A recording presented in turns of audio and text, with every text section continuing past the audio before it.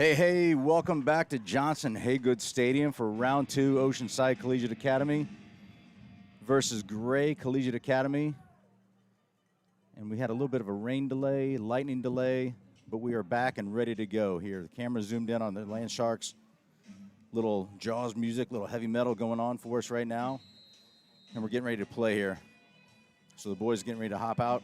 And I'm doing triple duty tonight. We're doing huddle. I'm doing the music. I'm also doing the play-by-play for old Robert Brunson, who is still feeling a little ill, so he's not with us tonight. So I'm going to watch these guys run out here, and then we're going to get back to the broadcast here. Hang on a second.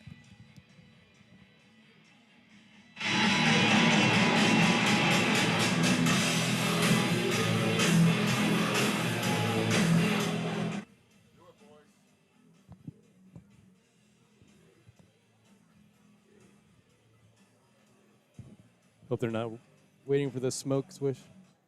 No smoke tonight. Yeah. Yeah, I think it's AJ.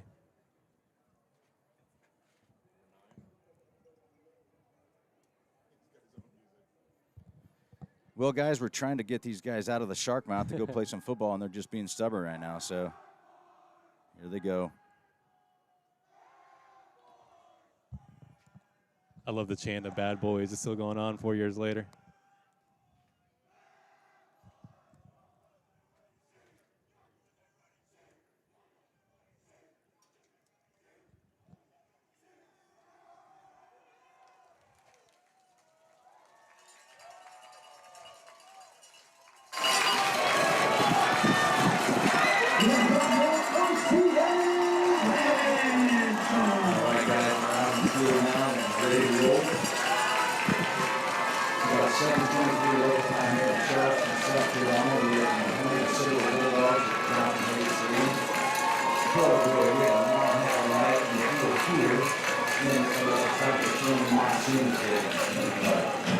Flooding all over the place. Now, as the shark mouth reveals, we are ready to play some football and resume. We're at the 8:24 minute mark.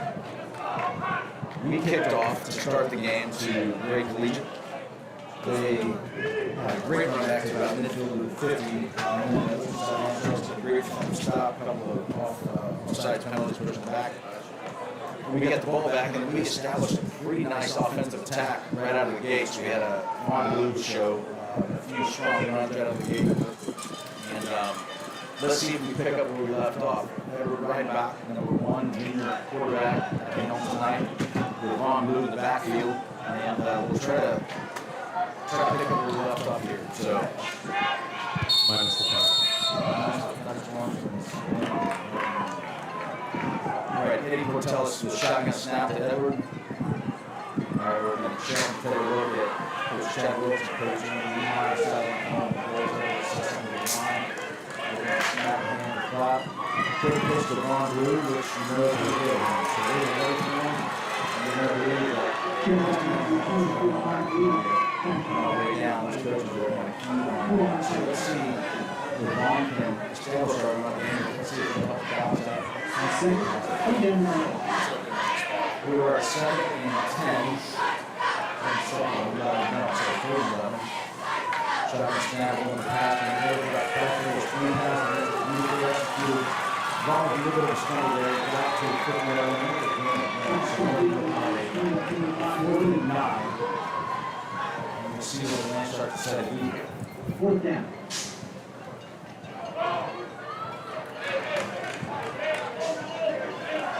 They're right about our quarterback is also our punter, so it doesn't look like we're in the punt formation unless he's back to the hurdle. It looks like we're going to.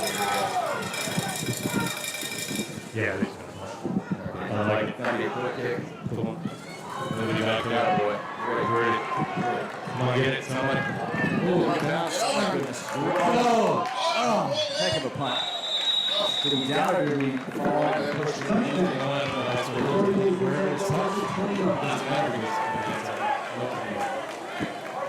That was unfortunate. Edward had a whale of a kick.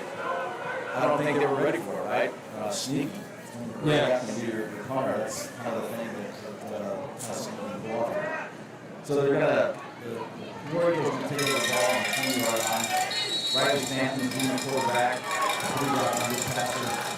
I didn't guarantee you Riley is going to try to go out wide to it, and they took it out of space and run. So snap that to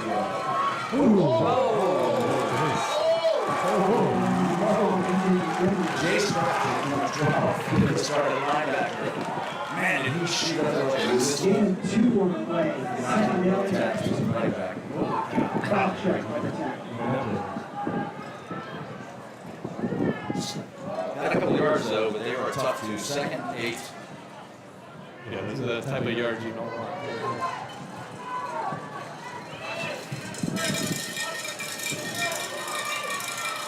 Shotgun position. Hand off inside, turn and run. Oh, yeah, good reading here there. First down. So we can take the summary.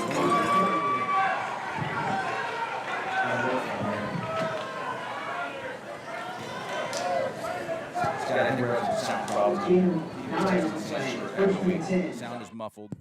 Okay, fixed it. Okay. Hopefully, guys, that's a little bit better. 1st and 10 for the War Eagles on the 34. Handoff right up the zone again, and boy, there's a gaping hole there. Pick up for about 6 to 7. It'll be 2nd and short. Our front defensive line tonight, Ben Britton, number 54. Timmy Castine, number 50. Dylan Baker, number 11. And Big Mike Jones, number 70. Oh, we are Handoff. confused. Yeah, it does look like we're a bit confused there. All right. Robert Brunson says we're sounding a lot better. Yeah, that was it's my bad. All right, Big Monroe coming in for Timmy. It looks like Timmy lost his helmet. I love it when Monroe plays D-line swish. All right, here. 3rd and short. I like bringing Monroe in. Oh, yeah. I love him on defense. They're not going up the middle. Come on, Monroe. All right, here we go. Shoot that A-gap. Little H-back in motion to the right. Boom, there's Handoff. Monroe. Get him. He got him down. Good job, Monroe. That's exactly why you put the big fella in Yeah. there. Number 78, Monroe Freeling, 5-star offensive left tackle. But, boy, when it matters. I hate seeing him leave. I would just keep him out. Yeah, look at him. 4th down. Come on. He's running off with a little bit of extra energy there. Okay, so it looks like we're bringing in a punt team for Gray, and back deep will be number 3, Zach Hagadon for the Land Sharks. And I tell you, if you remember the first and only punt they had last night, we daggone near blocked that thing. Ben Britton laid out Superman fly, and he almost had him. So let's see. It was a bit of a lollipop snap as well. So let's see if that is fixed for the War Eagles. Little sidewinder there. It looks like that's going to pop out of bounds. There you go. Nope. Come on. Zach takes it on about the 25 or 6, and he's met pretty quickly. Looks like we've got a little laundry on the field. What do you think that is? Maybe. I don't like guessing here. Let's just let him call it. Sure. It's not. Land Sharks are saying it's against the. Yeah, I'm thinking face mask. Just how he placed the flag near where the tackle was. That'd be good. 15 yards. Let's see. It's definitely on Gray. Personal foul, face mask. Gray. All right, we'll take that. Yeah, well, I'll take 15 yards any day. Hey, look, got a feel for the War Eagles a little bit. Late night here, 2 hours back to West Columbia, 2 hours down again tonight, and I think tensions were pretty high last night. We got out of the gates pretty well, but they're getting the jitters out. They've each had a series now. Let's see what we come back to. Edward Reidenbach still at quarterback. Puts Trey Brown in motion to the left. Snap, handoff to Von Blue. It's a little cutback, and he's got some good yards. Oh man. Number 30 for the War Eagles had a great little grab of the jersey there. That was Blake Croft. He's a junior linebacker for the War Eagles. And what you're seeing here is Coach Chad Wilkes going with a quick game here. Doesn't allow the defense to bring in a whole lot of people or make changes or adjustments. Edwards telling something to his line. Positioning Vaughn to the right side. Here comes the snap. Handoff again. Vaughn is met in some traffic. Looks like he got out to the 45, so we're going to be in about a third. No, about to the 50, about a 3rd and 6 here.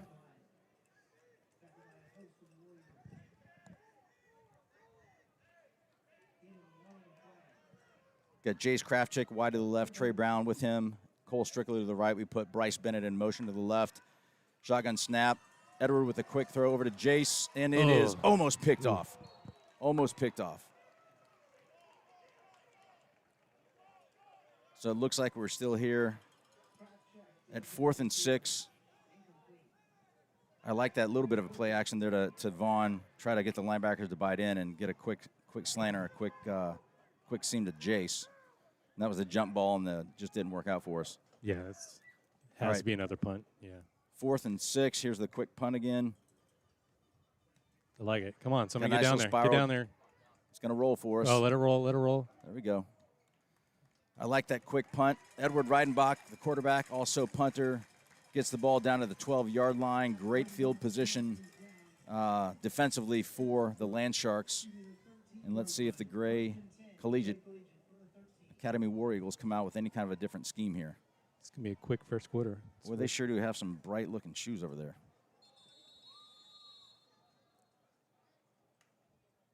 Looks like we got a bit of a timeout or something.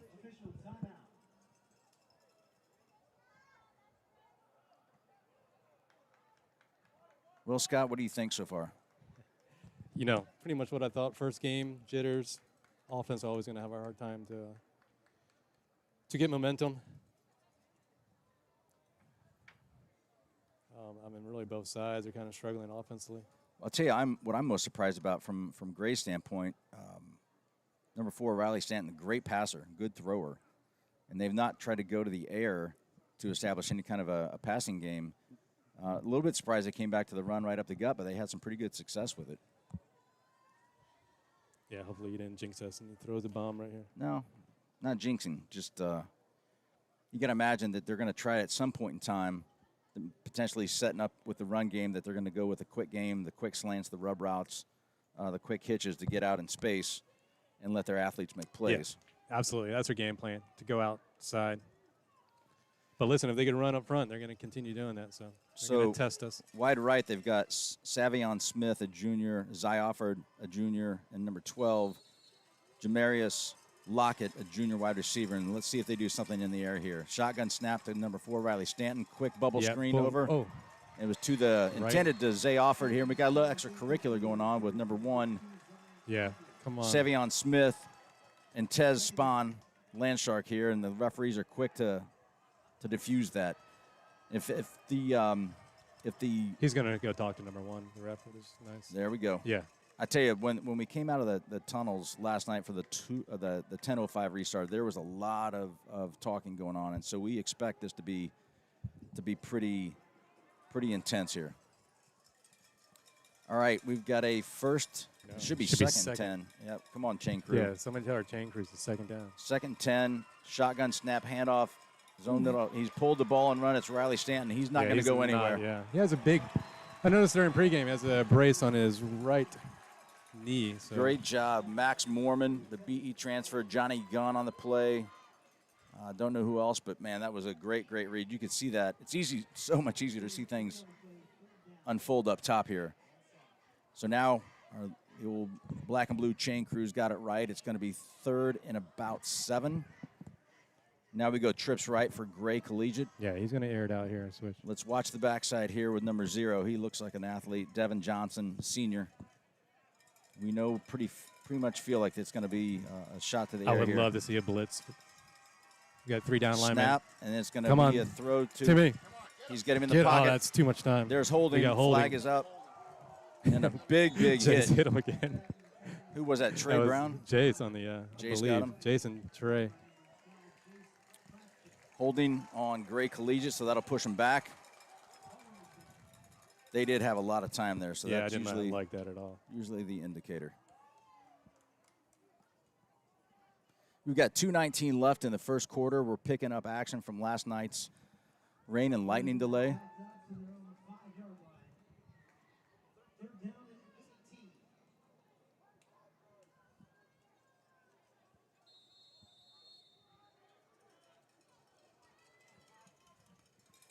All right, 3rd and 18 it looks like. So we know the ball is going to potentially be deep here. Shots up, and Riley Stanton does a good job. The screen pass is connected at the 6-yard line. Oh, boy. Was that Max Mormon again? That was Max Mormon again. No, boy, Johnny Gunn. Johnny Gunn. His he hit the kid so daggone hard his helmet came off, and now he's got to take a play off the field. So that forces a 4th down play for the Gray War Eagles. Man, that was a great, great defensive stop, well read by the Land Sharks. I'm telling you, I like our intensity on defense. We've been hitting these guys all night so far. I'll tell you what, I always don't like punting out of the end zone. Let's see what happens here. He's got to be quick. And so he muffed it. He muffed it a little bit. Okay. So the ball's going to bounce out of bounds at about the 32-yard line. Like I was saying, whenever a punter is standing in that blue paint there in the end zone, you know the extra anxiety about the snaps got to be good. I got to catch it, got to get it off, and he could see the heat coming from the Land Sharks. So yeah, I was gonna say I give him credit. Still a 35-yard punt from the end zone. Yes, I could have been a lot worse. I said muffed it. It just looked ugly. Right. But it still, he did his job and got the ball out. So the Land Sharks take over on the 33, 1st and 10. Edward Reidenbach, quarterback Von Blue in the backfield. And I'll talk about our front line here in a moment. Shotgun snap. Von Blue up the gut. Boy, I like that. I like seeing Vaughn go up the middle and trusting where his line is opening those holes. Ben Britton leading the way for him there. Got Eddie Portelis at center. And then we're going to a quick snap really fast here. Uh-oh. Yeah, maybe too fast. Let's see. See what we got. Referees blow the whistle dead, or the ball dead.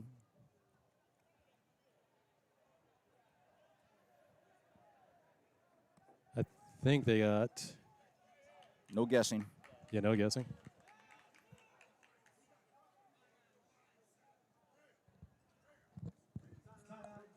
I believe Great Collegiate called a timeout. They were not defensively ready. Well, they threw the flag. Yeah, I think they had 12, and Gray saw that. And did a good coaching and called it a timeout. Well, a hallmark of new head coach Chad Wilkes is he likes to play fast and get extra offensive opportunities to score the ball. Tell you what I'd like to see here. Let's just get a first down. Let's get a first down. Let's put another one. You know I like saying we're in the business of getting first down. So I tell you, it's going to be a struggle for defensive teams that we play against with this hurry-up offense. And you gotta give our guys credit. You know, when those play calls, it's not easy to have consecutive play call after play call, trying to set things up, taking advantage of what the defense is giving you, but also give credit to our kids out on the field, being able to take those play calls quickly, make adjustments, and execute at a pretty high level.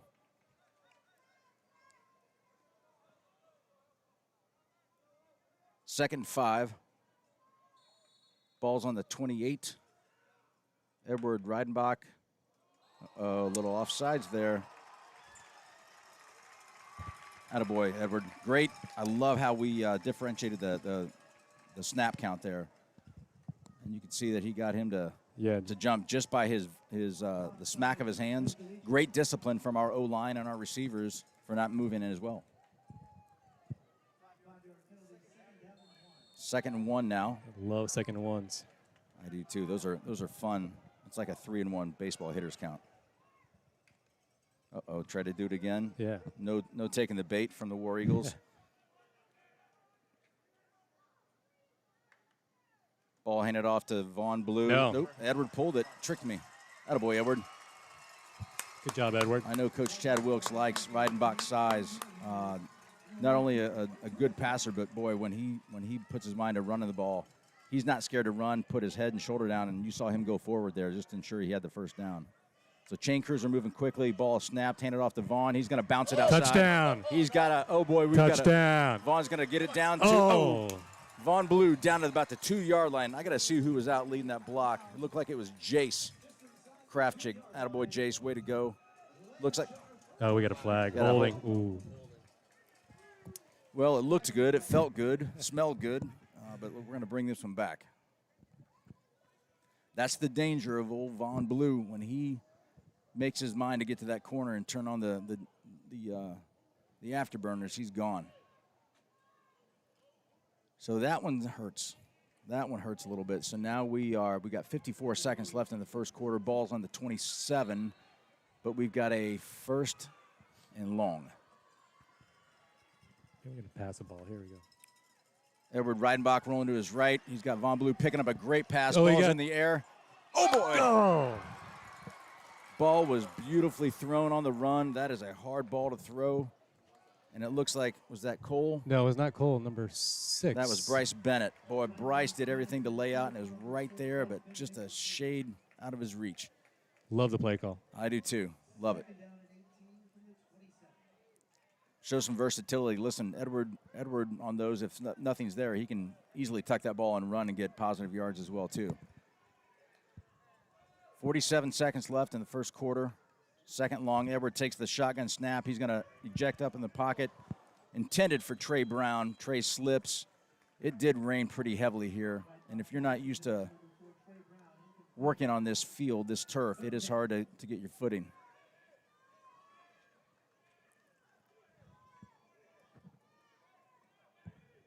All right, slowing things down just a little bit here. Coach Andrew Neumeyer signaling in from the side. Coach Chad Wilkes pacing a little bit on the sideline, hand on the hips, kind of taking in what the situation is. Third and super long. Von Blue, I love it. Put him in the slot, empty backfield. Here comes a snap to Edward. He's looking, a couple of reads. Ball's thrown up in the air. Excellent job. And that was Von Blue with the reception. So, hey, listen, we didn't need to get the first down there. We just needed to get good positive yards, and he got probably a good 13, 14 yards. The ball looks like it's on the 15-yard line. It's going to be 4th and 7, so let's see what we do here. Time is going to run out. Clock is ticking. 14, 13, 12, and we're going to go into the first quarter. And I'm going to try to do my other job here for a quick second, guys, which is playing DJ.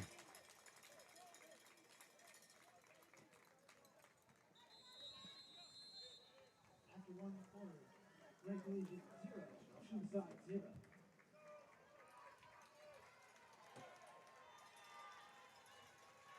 Can't get this music to go. Hang on, guys. Be right back.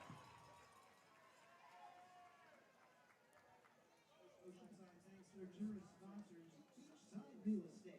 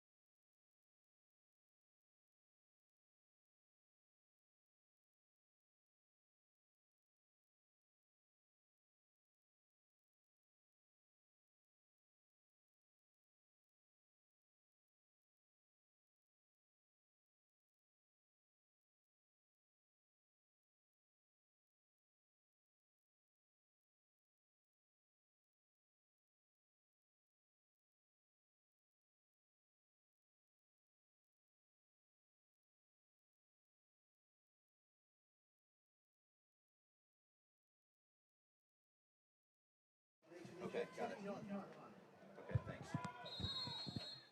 I can't do all this.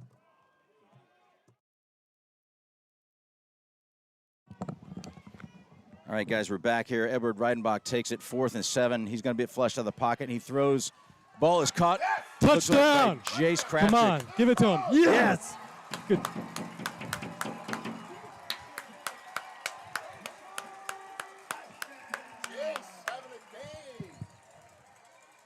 What a great job of Edward scrambling out of the pocket, checking down and finding his receiver. An excellent grab and extension by Jace Krapchik.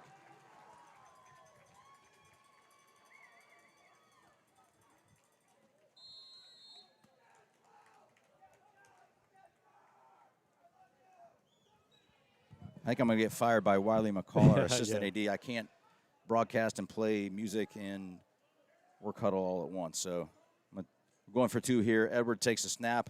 He's going to eject quickly, throws the ball, and it was almost picked off by number 2, Zay Offord. So let's see I think it was number 12. Was not Zay.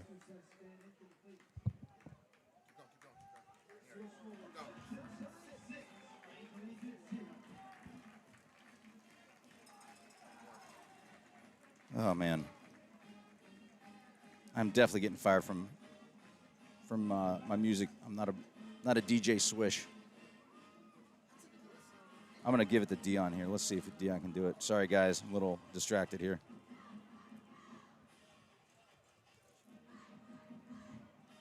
That was a pretty, oh man, great play call, great execution by Edward Reidenbach, great catch by Jace, extension. Thought for a second there he wasn't going to give it to us, but. Yeah, there was the referee was really looking. All right here. So it looks like number 10, Jake Rook, is going to be our kicker again for the kickoff. I did not say last night, but as well as being a great basketball player. All right. I did my job there. We got the fight song. We're good. But Jake is also an all-regional soccer player. So I tell you what, let's see if Jake can knock one straight here and get it into the end zone for us. Here's the approach, the kick, and it's a little bit of a poocher. It's taken on the fly at the 24. Oh, boy. Oh, boy. Who is that? We are hitting tonight. That was Trey Brown, number 4, Wow. and he gave him a knock almost into the bleachers. I tell you, we are coming out to hit. I can tell you this. This last week, there was a focus on physicality with our Land Sharks, and it is certainly showing. 11:48 to go in the second quarter. Land Sharks are up 6-0. The 2-point conversion failed. The War Eagles take over on the 36-yard line. Riley Stanton, quarterback, in shotgun formation, hands off to number 7. And he's stretched out wide, and boy, that was Oh, it's Zach. Zach Hagedon. And coming we got up a like holding penalty as well. Or what? We have a penalty on the field, right where the offense line is. And they're asking us what we want to do. What do we have? Personal foul, chop block. Gray, we decline it. I think I would have pushed him back 15 yards, but that's why I'm not the coach.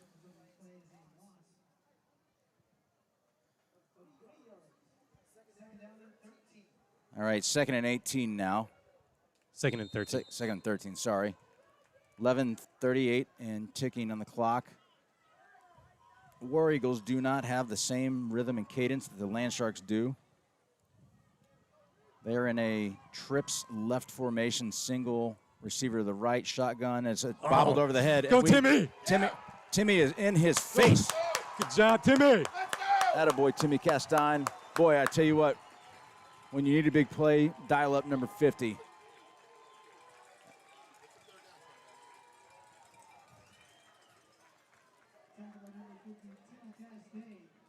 See if we can get the old third down music going here. See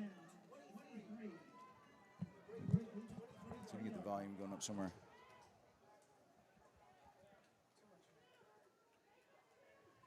Man, this is 3rd and forever here. Watch for the screen. Watch for the quick screen. And it's out to number 2, Zay Offord, and he's got the ball. We know what he can do. He is a playmaker. My gosh. He's down the sideline, down to the 40, pushed out of bounds by Jace Krafchick, number 12. And how in the world did he get out of that mess? That's exactly what we've seen Zay Offord do over the last 2 years to our opponents when he was wearing the O on the helmet. Boy, oh boy, you knew it was coming, and it's still hard to stop. That's the spark that these guys needed. Now let's see if we can keep them at bay for getting any momentum up and rolling. Yeah, unfortunately, we know Zay is a great athlete. Both sides of the ball, offense and defense.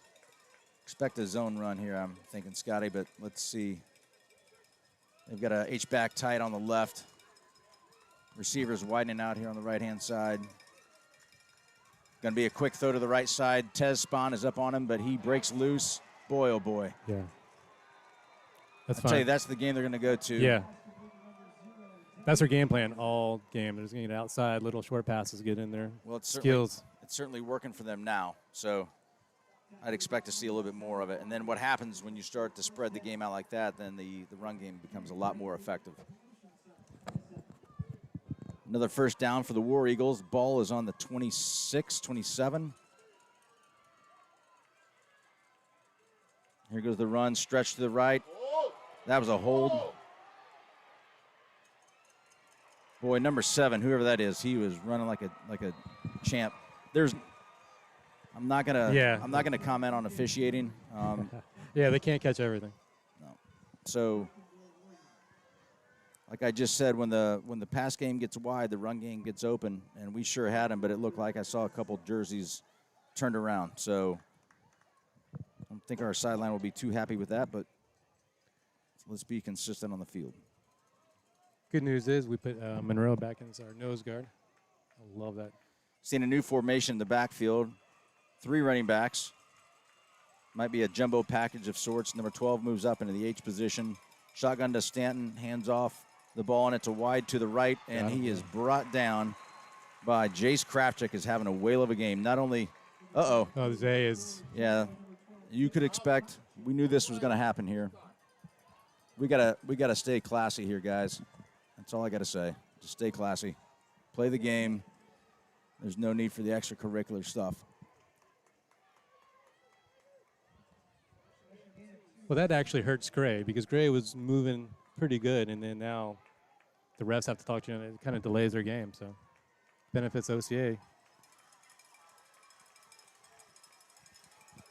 Same different formation here. Let's see if they move the up into the H. Oh, delay game. Good. Scotty, you might have been right there. Delay of game on the War Eagles pushes them back.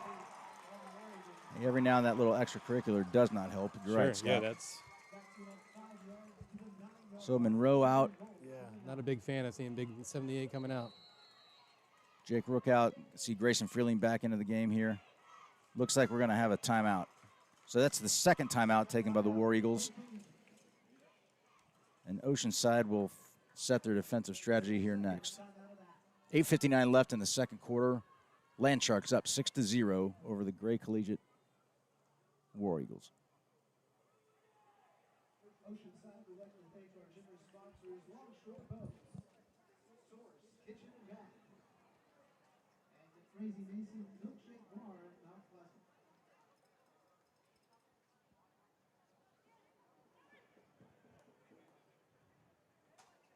Be interesting to see over the course of this game what the conditioning will be like. It is pretty hot and muggy. What do you think it is, temp here? Why, Scotty? Well, you tell me never to guess, so let me tell you.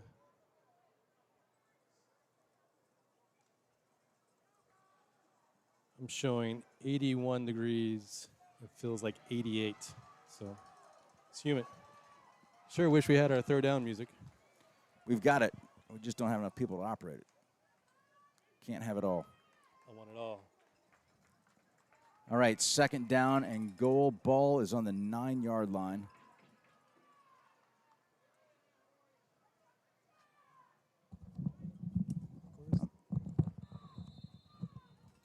I'm calling this the jumbo package for them. A couple receiver backs move into motion. Shotgun snap. Fake ball is thrown to number 0. Caught it, and they give him the touchdown so that he broke the plane. I'm not so sure that was going to be well received by the referee. The number 0 spun the ball with a little excessive celebration, so he'll get a penalty. And that'll be assessed on the kickoff, I'm assuming.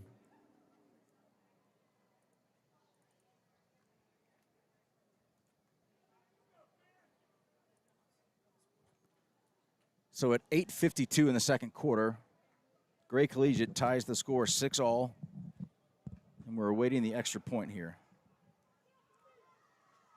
Do you have the option to take that penalty on the? Okay, yes, we do. Yep. So I guess you have the option of taking it on the extra point you're right. or kickoff. It's definitely pushing him back Yeah, here. I like pushing him back. It's 15 yards, yeah.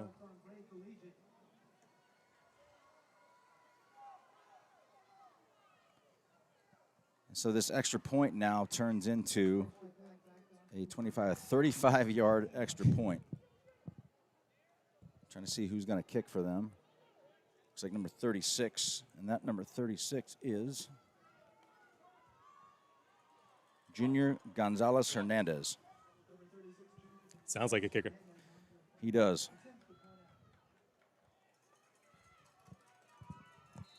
This is not the old chip shot here, guys. No, not with the.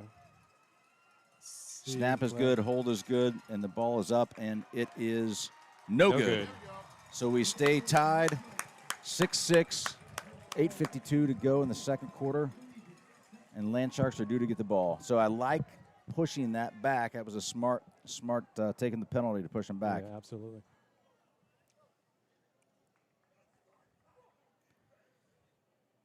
So let's remember, yesterday we won the toss, we deferred, so we do get the ball back Second half. second half. You're right.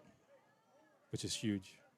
It's almost an extra possession. So let's remember what happened here. That was 3rd and forever. They throw that quick screen to Zay Offord, and he takes it up to the midfield. And that's what you're afraid of. You get a big play like that, and the spark happens, and boy, oh boy. So this will be the first kickoff that Gray kicks to Oceanside.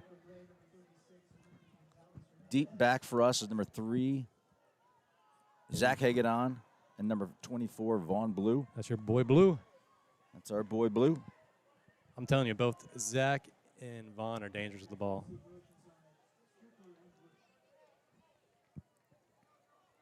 In front of those is Trey Brown, number 4. Then we've got Max Mormon. Looks like that might be Cale Gilchrist and Johnny Gunn laying protection for those guys. So Junior Gonzalez Hernandez is lined up about 9 yards deep. Hand is up. He starts his trot, and here goes the kick. It's going to be up and taken by Trey Brown. And boy, Trey, attaboy. Listen, hey, it's exactly what we needed out of Trey. Just put the head down and go forward. I think Vaughn Blue was trying to call it like a pop fly in the outfield, and Trey said, I've got it. Next time, I think Vaughn needs to potentially call him off and say, I got it. Mine, you block, mine. big boy. Yeah. I want the ball. Trey's what's his weight, height and weight? Do you know, Swish? I don't. He's a big kid. He's big, and he's thick, and he's strong. Not want to tackle him on that side. But good field position. Hey, here's what I'd like to see. Let's get the business of first downs. Let's get a sustained drive and punch one in here before the second half, and then get the ball back to start. So Edward Breidenbach snaps his hands, tries to get a little jump off sides, doesn't get it. Looks at the sideline. Snap is giving it to Vaughn Blue, and he's up the gut, and Vaughn's got some space. He's at the 40, and boy, there goes the flag. So Vaughn out of bounds at about the 15, and that flag came from the middle part of the field. So I'm sure it happened, but Vaughn already passed whatever they're calling there. Well, that's the danger of 24 right there. At any point in time, he can break those big ones. Boy, did we need that one right there.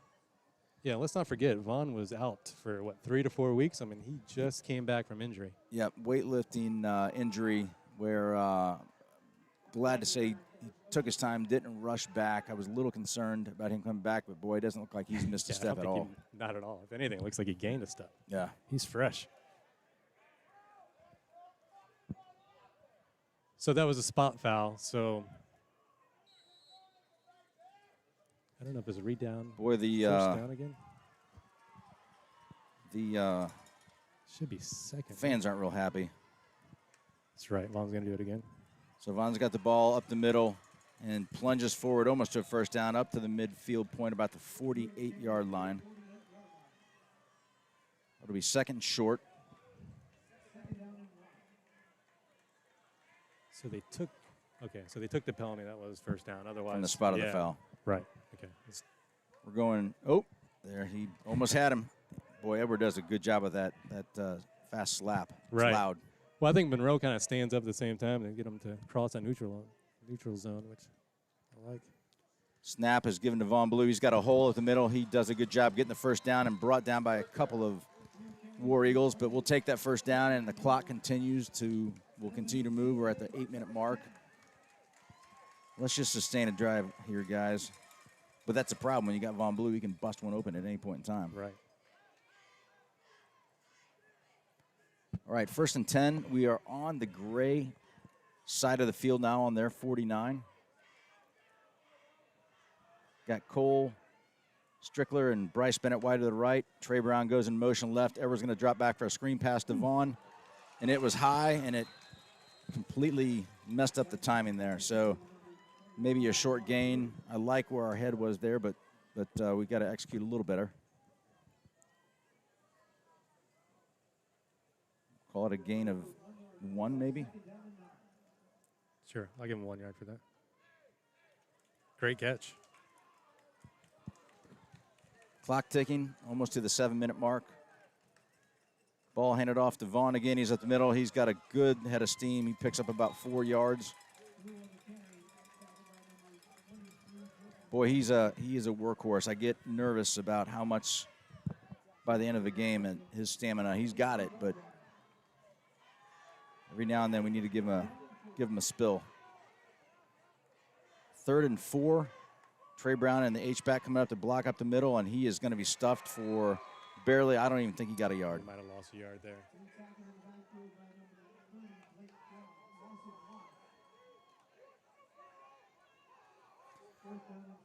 We're not punting the ball, I don't think. No, we're punting. It's too good not to pass. If they're not going to have anyone back there, you got to pooch it and play field position.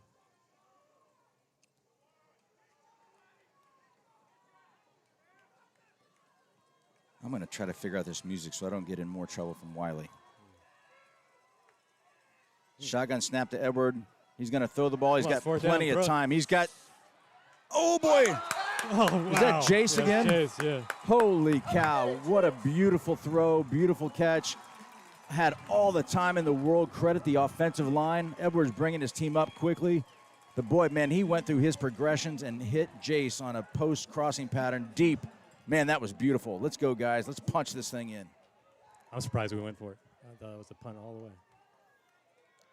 Hand it off to, Edward pulls the ball, and he's, Get come down. on. There you go. Yeah, go down, buddy. I don't like that. Here's what I do like. Big Timmy coming in, some blocking.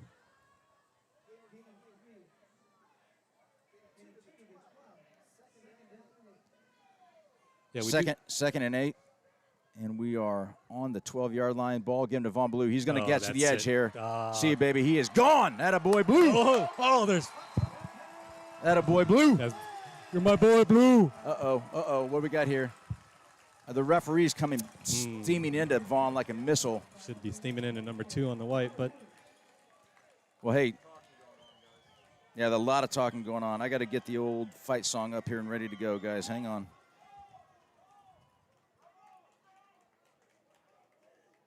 Yeah, there is a lot of talking going on here, so we got to be careful here. We talked about it last night. No love lost between these two squads.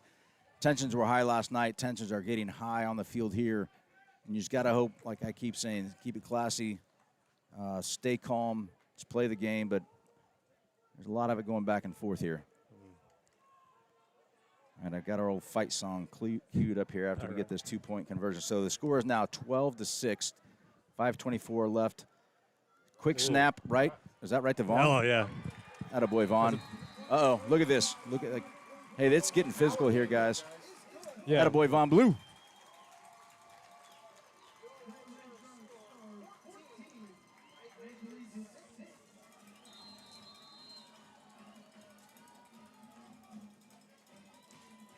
So I like the chippiness, but we're hitting him during the play. They're doing it a little afterwards, so.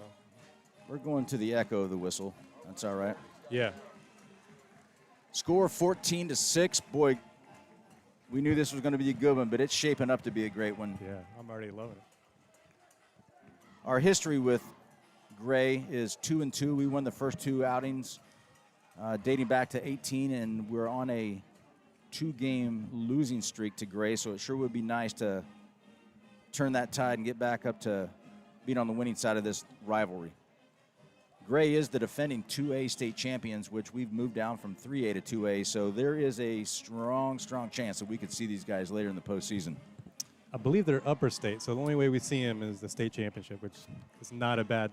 I'd be okay with that. Yeah, not a bad rematch. All right, Wiley, I did my job on that one. Congrats, you got the music. I'm getting better. Now let's find our third down music. Let's see why that's not working. Hey, just one thing at a time here, kid. One thing at a time. We got time. All right, so let's see here. Let's take a quick reset. Man, Robert Brunson wants to see a replay of Edwards' throw and Jace's catch. I don't think we're in the replay business tonight, Robert. That's what happens when you stiff us and you're at home not feeling so well. All hands are on deck here. So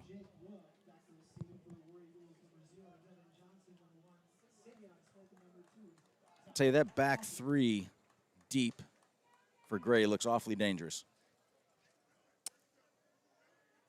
Cannot agree. But I do like that we're just kicking right to him, though. We're not kicking out of bounds. We're not poofing it. All right, Jake Rook, number 10. Let's see what you got here, kid. In the end zone, right here.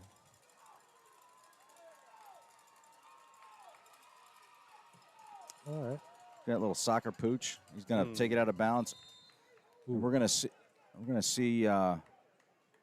We did that last night, didn't we? And they moved us back 5 yards. Yeah, I think they might. Well, let's see what they're going to do. I'll tell you, Johnny Gunn came down, right? He's number 30. He is. Yeah, I think he lit number either 9 or 6 up. Johnny Gunn's a feisty little guy. They're going to push us back 5 yards. Listen, when they pushed us back 5 yards last night, Jake knocked it down to the 3-yard line. So I know he's got the leg to put it in there. I believe they're taking it. Are they? Well, the referee thinks so. He just placed the ball in the 35. I'm not sure. Gray.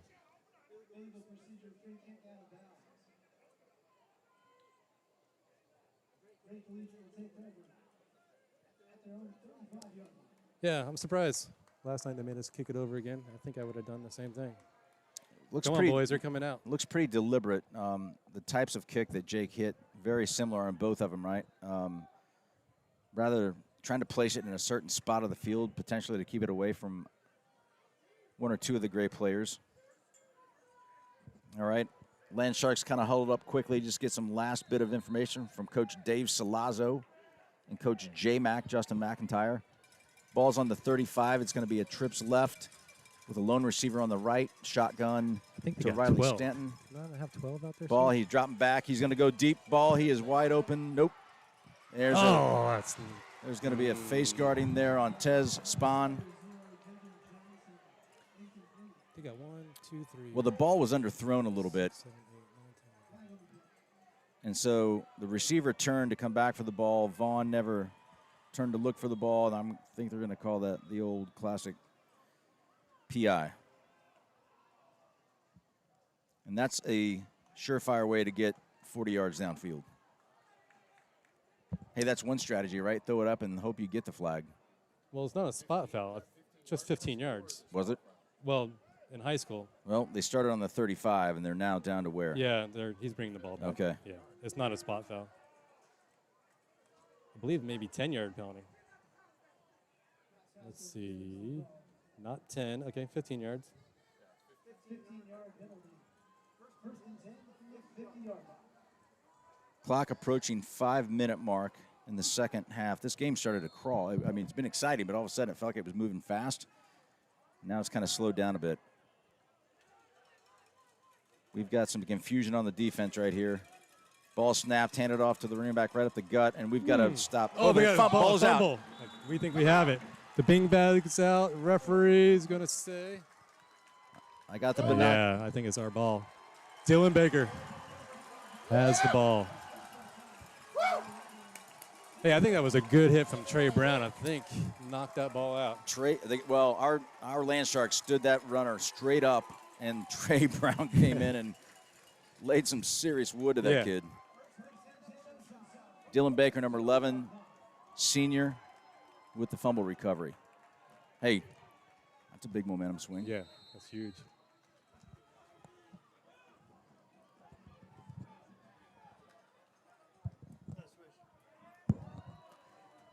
All right, the Land Sharks take over. Edward Reidenbach in the backfield with Vaughn Blue. Taking a look over the sideline to Coach Andrew Neumeier. Gets a change of play here. Shotgun, snap, Vaughn up the gut, and boy, is he looking shifty. Oh, boy. Man, that burst of speed. Not only that, but he just put his head down and went forward. He got a good 10. That should be a first down here. Yeah, they're moving the chains. There we go. Well, they're trying to move the chains. Come on, Cheng gang. Get a move on. I'm going to have to zoom in and see who's over there for us. Slowing the game down.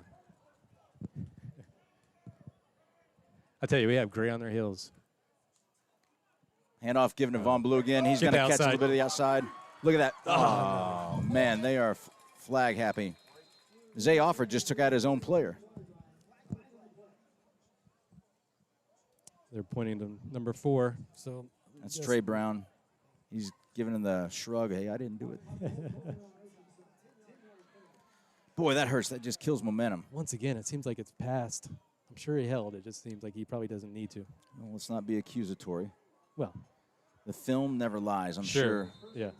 I'm sure it might I'm sure appear. Coach Antoine Rivens will have a little something to say about that, and Coach Niemeyer, who's our H and tight end back coach. Okay, good. I'll blame our wide receiver coach. So 1st and 15. Ball is on the 45-yard line. 4:30 left in the second quarter. Man, is Vaughn just not dangerous every time he touches the ball? Delay a game. Which is March it back 5. It'll be now 1st and 20. didn't feel like we weren't huddled up. I don't know what we were doing. We're going the wrong way is what we're doing. It's good. More rushing yards for Vaughn right here. Or Edward pulls the ball, and he's up the middle. Man, he's right on. He picked up 15 on that carry. Edward, great job, kid. Great job, Edward. He carried number 19 on his back for about 4 of those, those last 5 extra yards. Look how fast we're going. Here we go, 2nd and 5. Ball is on the 35, giving it to Vaughn. No flag, no flag, no flags. Come on, guys. There he goes. Go, He's down go. Attaboy. Pushed out of bounds right at about the 14-yard line. And we could do that all night long as we don't hold. So let's keep it clean, Land Sharks. I hear an old school first down over there. It's blast from the past. Hurry up offense. Edwards going to take the snap, going to hand off to Vaughn Blue, and Vaughn's up the gut in the middle. And boy, he again, man. And look at Monroe Freeling. Yeah, who's number 19 again. Number 19's having a bad couple plays. Well, he's having a bad day when Monroe Freeling gets a hold of him. Well, first the quarterback ran him for Come 4 on, Monroe, yards. get back up and get in there and block for us, big guy. I love the speed. Snap. Oh, boy, ball's out. Daggone it. That hurts.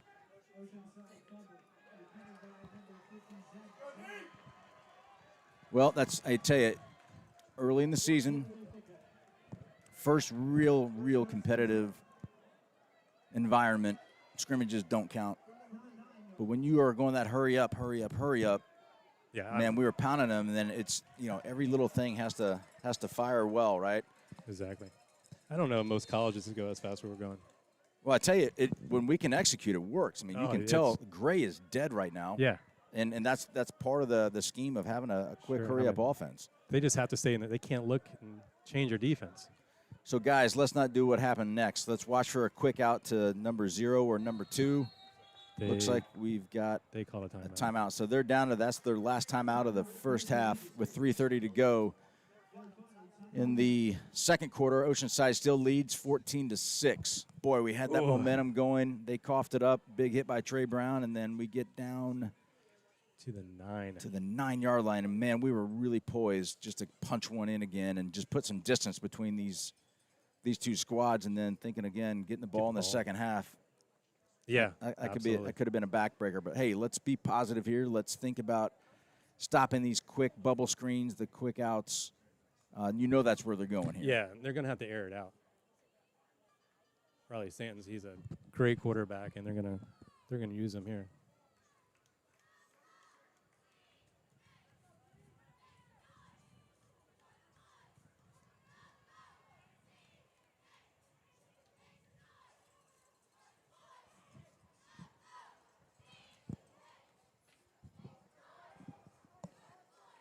So good news, they're out of timeouts.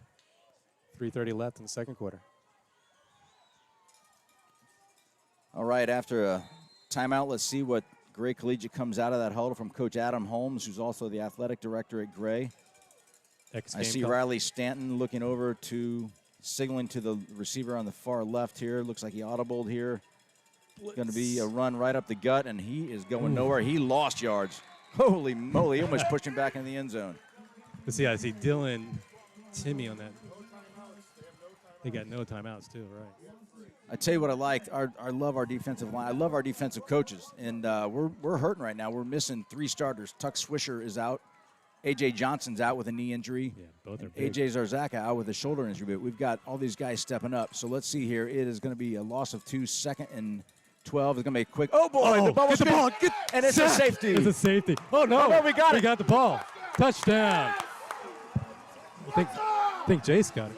That's Jace Krafchick on the recovery in the end zone, his second touchdown.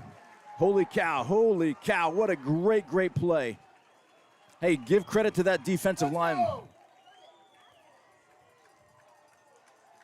The defensive line putting that pressure on the quarterback. Man, that was great. 20-6. Man, that was exactly, we coughed it up, and that's exactly what we needed. Dude, our D-line is sick. I mean, we always said at the beginning of the season our D-line was going to be the strength, but wow. See Timmy Castine coming in. Let's see if this is another direct snap or if it's a jumbo package or if it's, see what we got here. I think it's a direct snap. Von Blue in the backfield.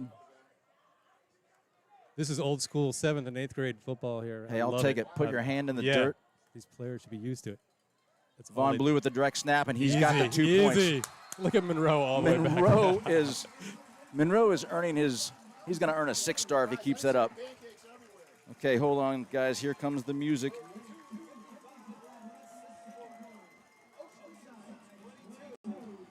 I think I might be getting back in Wiley McCall's good graces. I like this fight song. Holy cow, was that a turn of events. 22-6 with 2:55 left to go in the first half here at Johnson-Hagood Stadium, downtown at Charleston, South Carolina. Man, it's not Friday Night Lights, it's Saturday Night Lights. It's round 2. Lightning delays and rained out last night. It was a monsoon here. But the monsoon we got tonight is a wave of blue. Oceanside Land Sharks taking it to gray right now.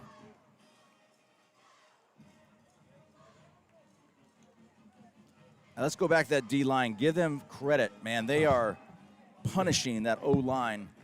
And I tell you, it gets in their heads a little bit, and it's hard. Those snaps are tough to come by, but high snap, hard to handle, and, boy, very opportunistic for the Land Sharks. Yeah, when you have Ben Britton down there, Timmy Castine, I think Eddie Patel's is out there at some points. Dylan Baker, I mean, it's a college-level size D-line. All right. Here we go. Go Jake Rook. Let's see if we place it down at that right corner around the 35 or the 30, or if he's going to knock one stiff here. And he takes one stiff in the end zone. Attaboy, Jake Rook. Wow. Attaboy. Man, that's what we're missing. Old Spencer McKinley. I'll take that all day long. That's the soccer Jake Rook coming out right there, guys. I don't believe Jake has ever probably kicked the ball. Well, it's pretty impressive. They certainly weren't expecting that, were they? I wasn't expecting it. Well, I mean, they're lined up on the 10-yard line. Right, He yeah, knocked it 3-4 yards deep into the blue there. All right, here we go. 2:55 left, 22-6. 1st and 10 on the 20-yard line. Let's see what Gray comes out with. We've got a trips right lone receiver on the left. It's going to be a quick bubble screen here, I'm going to guess. They're going to have, right. Or a quick slant. No, he's – uh-oh. Ball was tipped. Great job. I think he had Ben Britton. It was Ben Britton and Dylan Baker right in the quarterback's face. I tell you what was scary about that is not that little out route. If he turns that into a chair and he launches one, it's pretty wide open. Yeah, I don't think he had enough time to set his feet with Ben was right there. So the clock stops, 2:49, no timeouts left for Gray. It'll be 2nd and 10 on the 20. And Ben's a big man. I would not want to be chasing by him.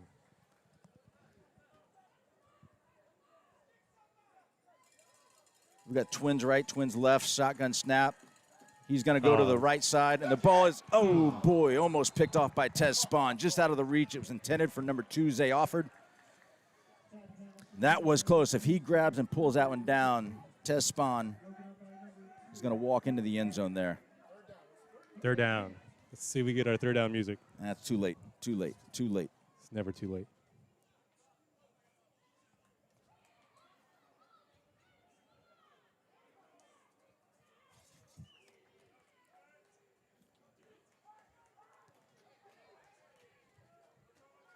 Okay, the 3rd down music.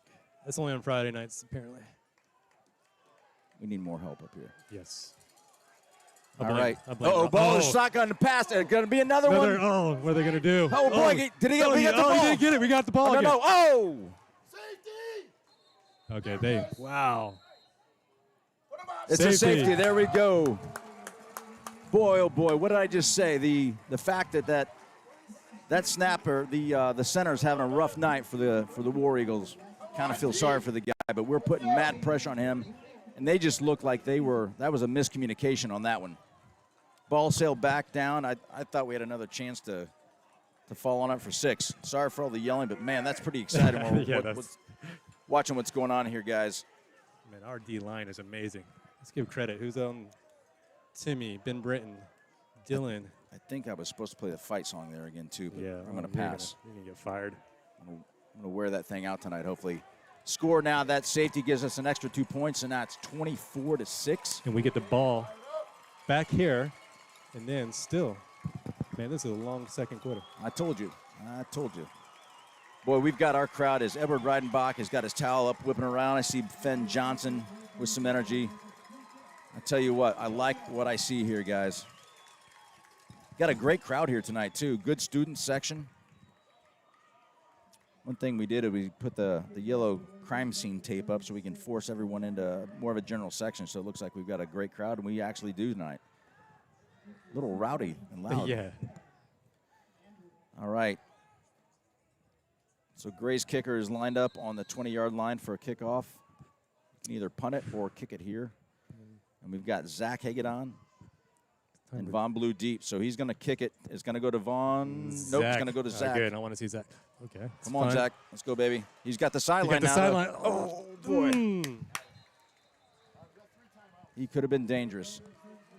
So it looks like we got the ball up to about the 44-yard line. We've got all 3 timeouts left. It's 2:28 to go in the half. And let's see if we could punch another one in here and just continue to bring that distance.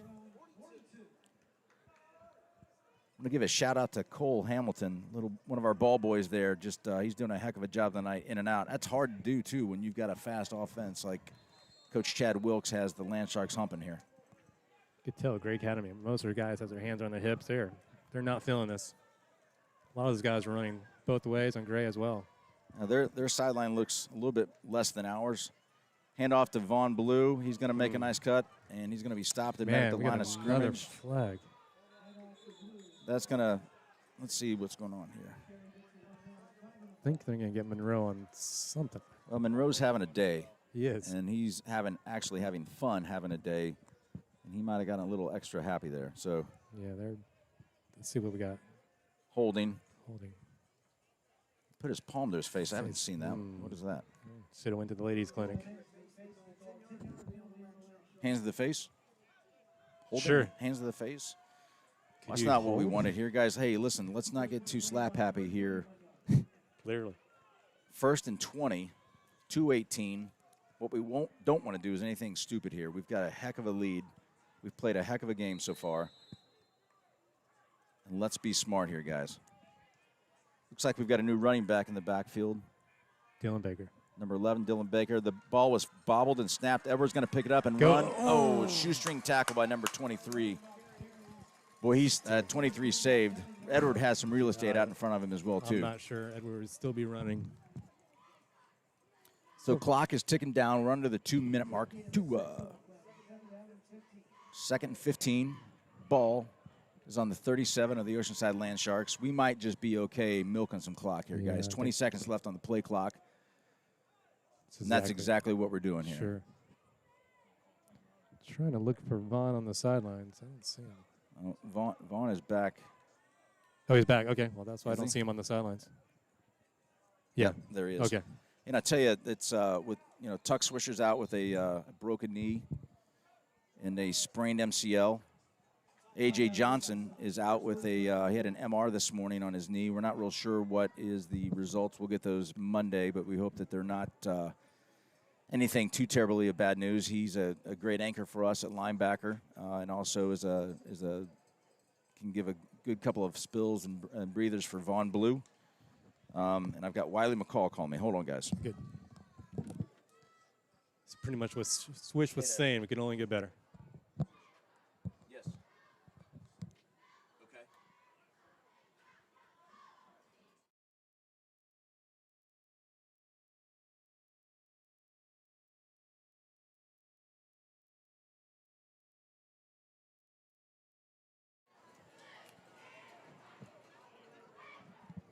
All right.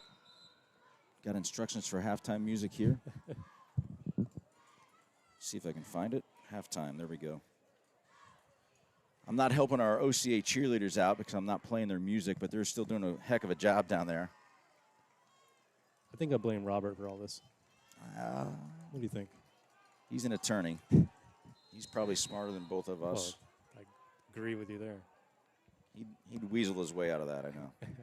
All right, here we go. It's 2nd and 15. 1:25 on the clock. Edward Reidenbach is taking the snap, going to hand off to Von Blue, and he's tripped a little bit. Probably gets 5 yards. But I see Fenn Johnson get after it as well, too. Hey, you got to like this. It's hot and muggy. We've got the energy. We've got the momentum right now. But here we are. We're going to do the same thing again. We're going to milk the clock down. There's 25 seconds. Oh, now they just reset it to 40. Who did that?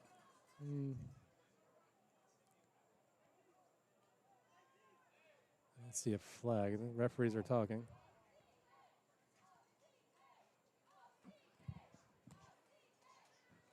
I'll tell you, Switch, I love our crowd tonight.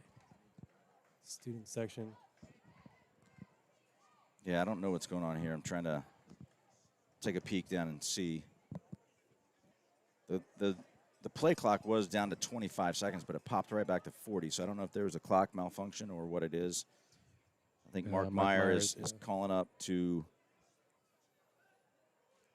Yeah, he's probably calling the booth. Hopefully he's not calling me. I didn't do it.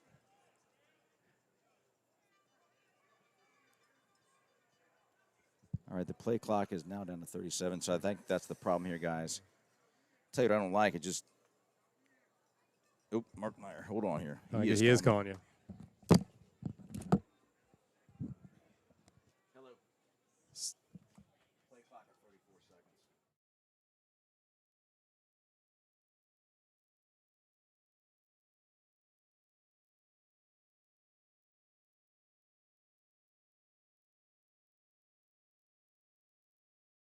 Okay, we're back. I had to take some directions from the big boss, Mark Meyer. We had to reset the play clock to 34. Now it's going, so we're just going to milk this thing down. That's going to take us down to probably about, I don't know, 32 or 3 seconds. We'll probably call the timeout. We've got 2 left, so this is a little academic and pedestrian here, but we'll take. Hey, I'll take a 24-6 halftime lead any day against Gray. 2A state championship. They lost 1 game last year against Gaffney, the 5A team. 5A state champion. Yeah, 5A state champion of South Carolina. All right, clock. Yep, we were right there. Clock goes down to 1. Play clock down to 1 second. We take the timeout. We've got 40 seconds left. It'll be 3rd down and 12. You can expect a running play here just to burn the clock out, but I kind of like this scenario here. You never know. They think we're just going to take it easy, but maybe Vaughn finds a little wiggle room and takes off. Hello.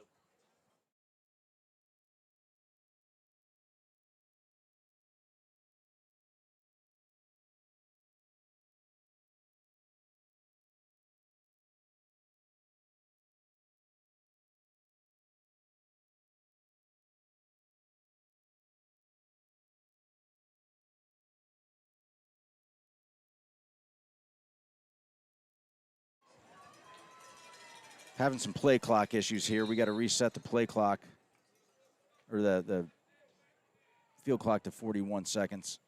Oh, what are we doing here? We're going deep. The ball is thrown to Von Blue. He's got it.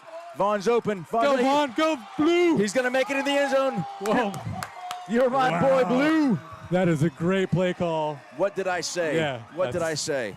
I was not expecting that. Holy moly, Von Blue. Wow, that is crazy. That is a backbreaker, guys. Edward Reidenbach with a strike to Vaughn, and Vaughn puts the wiggle jiggle on the defenders and finds his way into the end zone. We've got to get a You're My Boy Blue video up for Vaughn.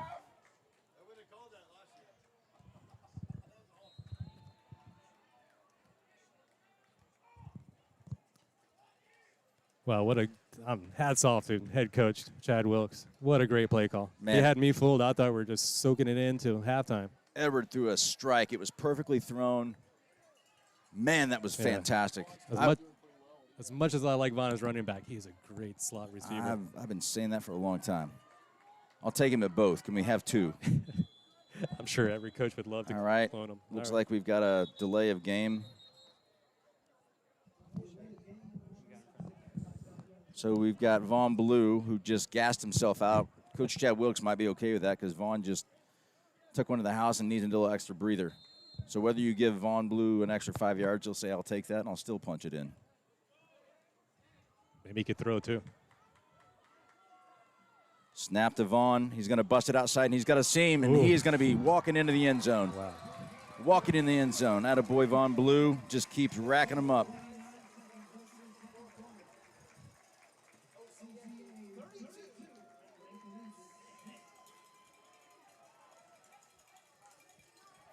All right, we still got 29 seconds of game time. Trying to get it. Need the volume up. Yeah, maybe at halftime we could get somebody to operate at least some music. I know. All right, let's see if Jake could punch us back in.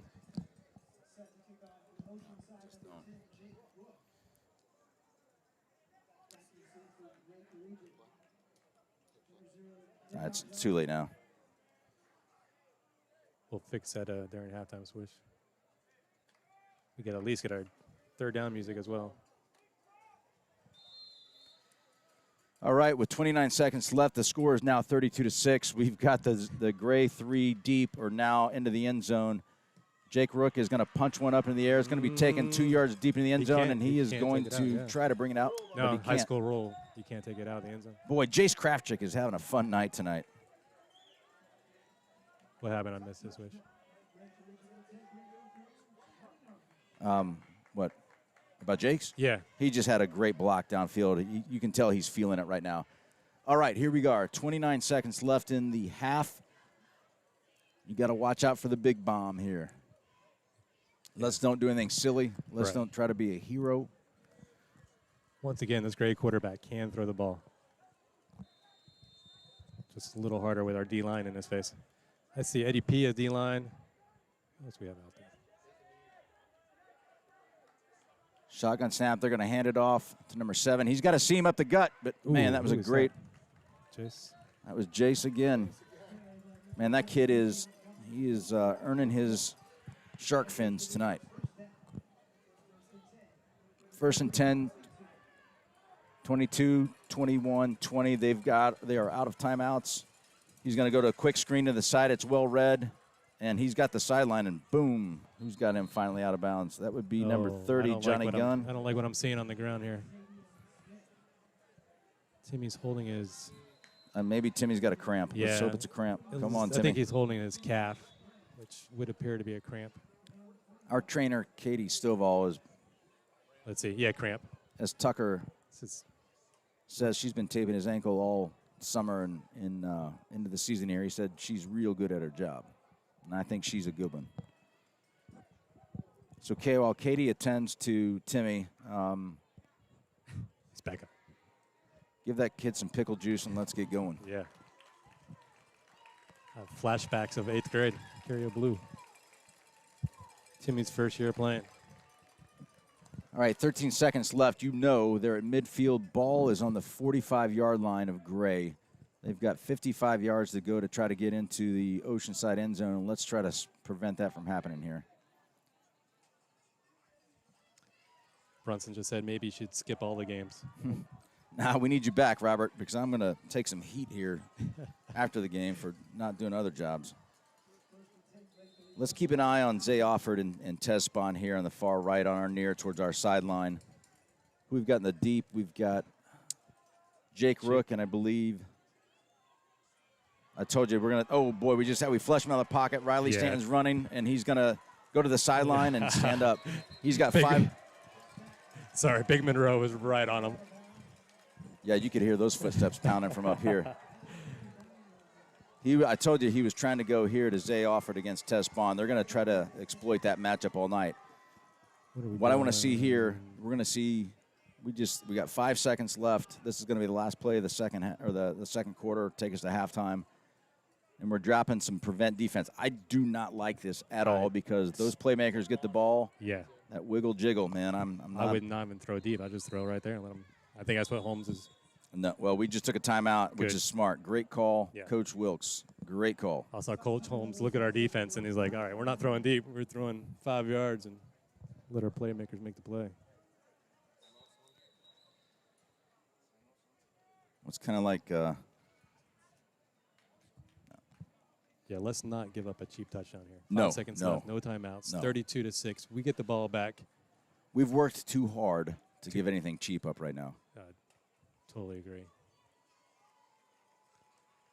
Sure wish we had some music.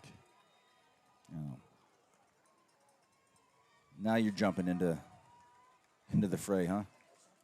Yeah, I'm we don't do well with too much technology. I'm gonna make you stick to Hey, producing and take that headset away I from know. you next That's time. what I need Robert back. This is why I'm not on the headset. Look at this. If Yeah. Tyler, can you pan out to see all the players deep? Just give everyone a show. Look how deep we are set up. This is. Oop.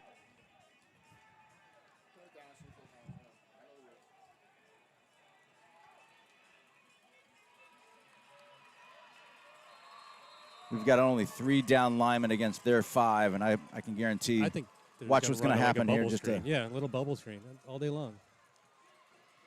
Oh boy. There you go. And that's going to take us to halftime, guys. Little shoving and pushing going on there. Let's get in the locker room, boys. Be proud of a Good job, OCA. 32-6 lead at halftime. And boy, oh boy, was that a whale of a first half for the Oceanside Land Sharks. Might be one of the best halves I've seen OCA play in a long time. All right, here. I tell you what, Scotty, let's go off air for a few minutes and come back. I've got to figure out my job here on the music side. But, guys, thanks for sticking with us here. It's a great night down at Johnson-Hagood Stadium. We are up 32-6 over the defending 2A state champions. Gray will be right back with you here shortly. Thanks. And we get the ball back.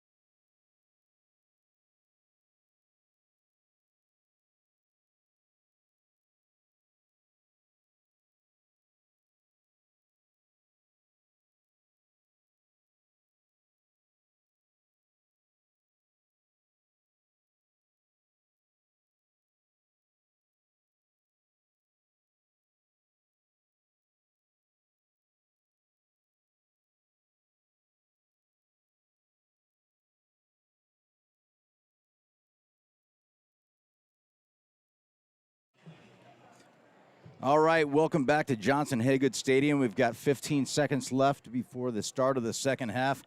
Holy moly, what a first half for the Oceanside Land Sharks. I know we have something special cooking this year, but boy, I did not expect that, but I like seeing it. And you got to wonder what the message was from head coach Chad Wilkes into the locker room there underneath the Altman Stadium here, or the Altman Center here at the Johnson-Hagood. If in the short time I've known Coach Wilkes, I think the message is, hey, let's step on the gas here, guys, and not let up. We won the toss last night. We deferred and kicked off, so that means we will receive the ball tonight. Here to start the second half. If you remember, we ended last night 0-0. We drew first blood, scored 6, missed the conversion on a 2-point try. They missed the extra point, and that was 6-6 at that point. And boy, we just haven't looked back since. It's been a pretty exciting game, Scotty. Yeah, I agree. So I think Brunson just pointed out, did we score all 32 points in the second quarter? We might have. That's pretty impressive. 12 minutes of playing, 32 points.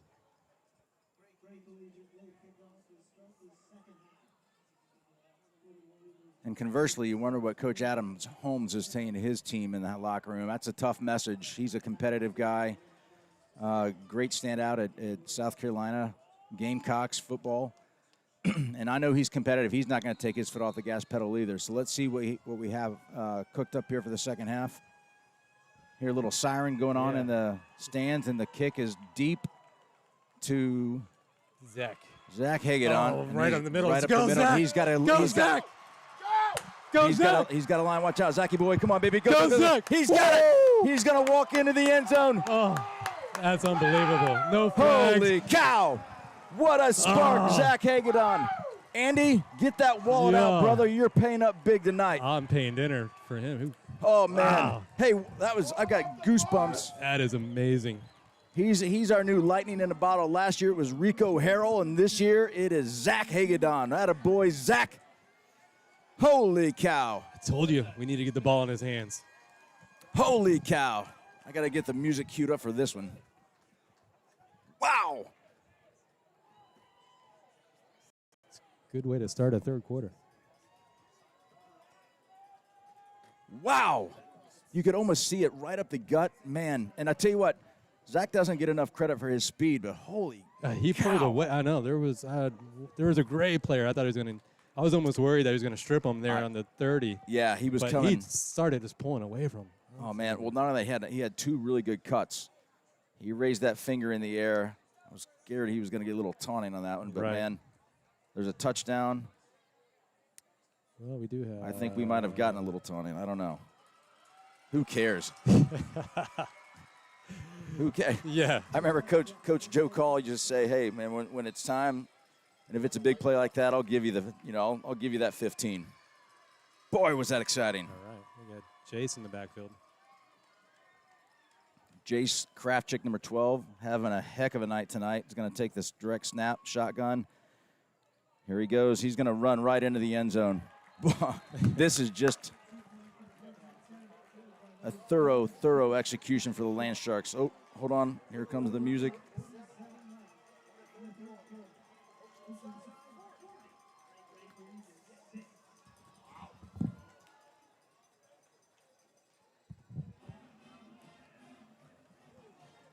Well, Swish, I really wasn't expecting that.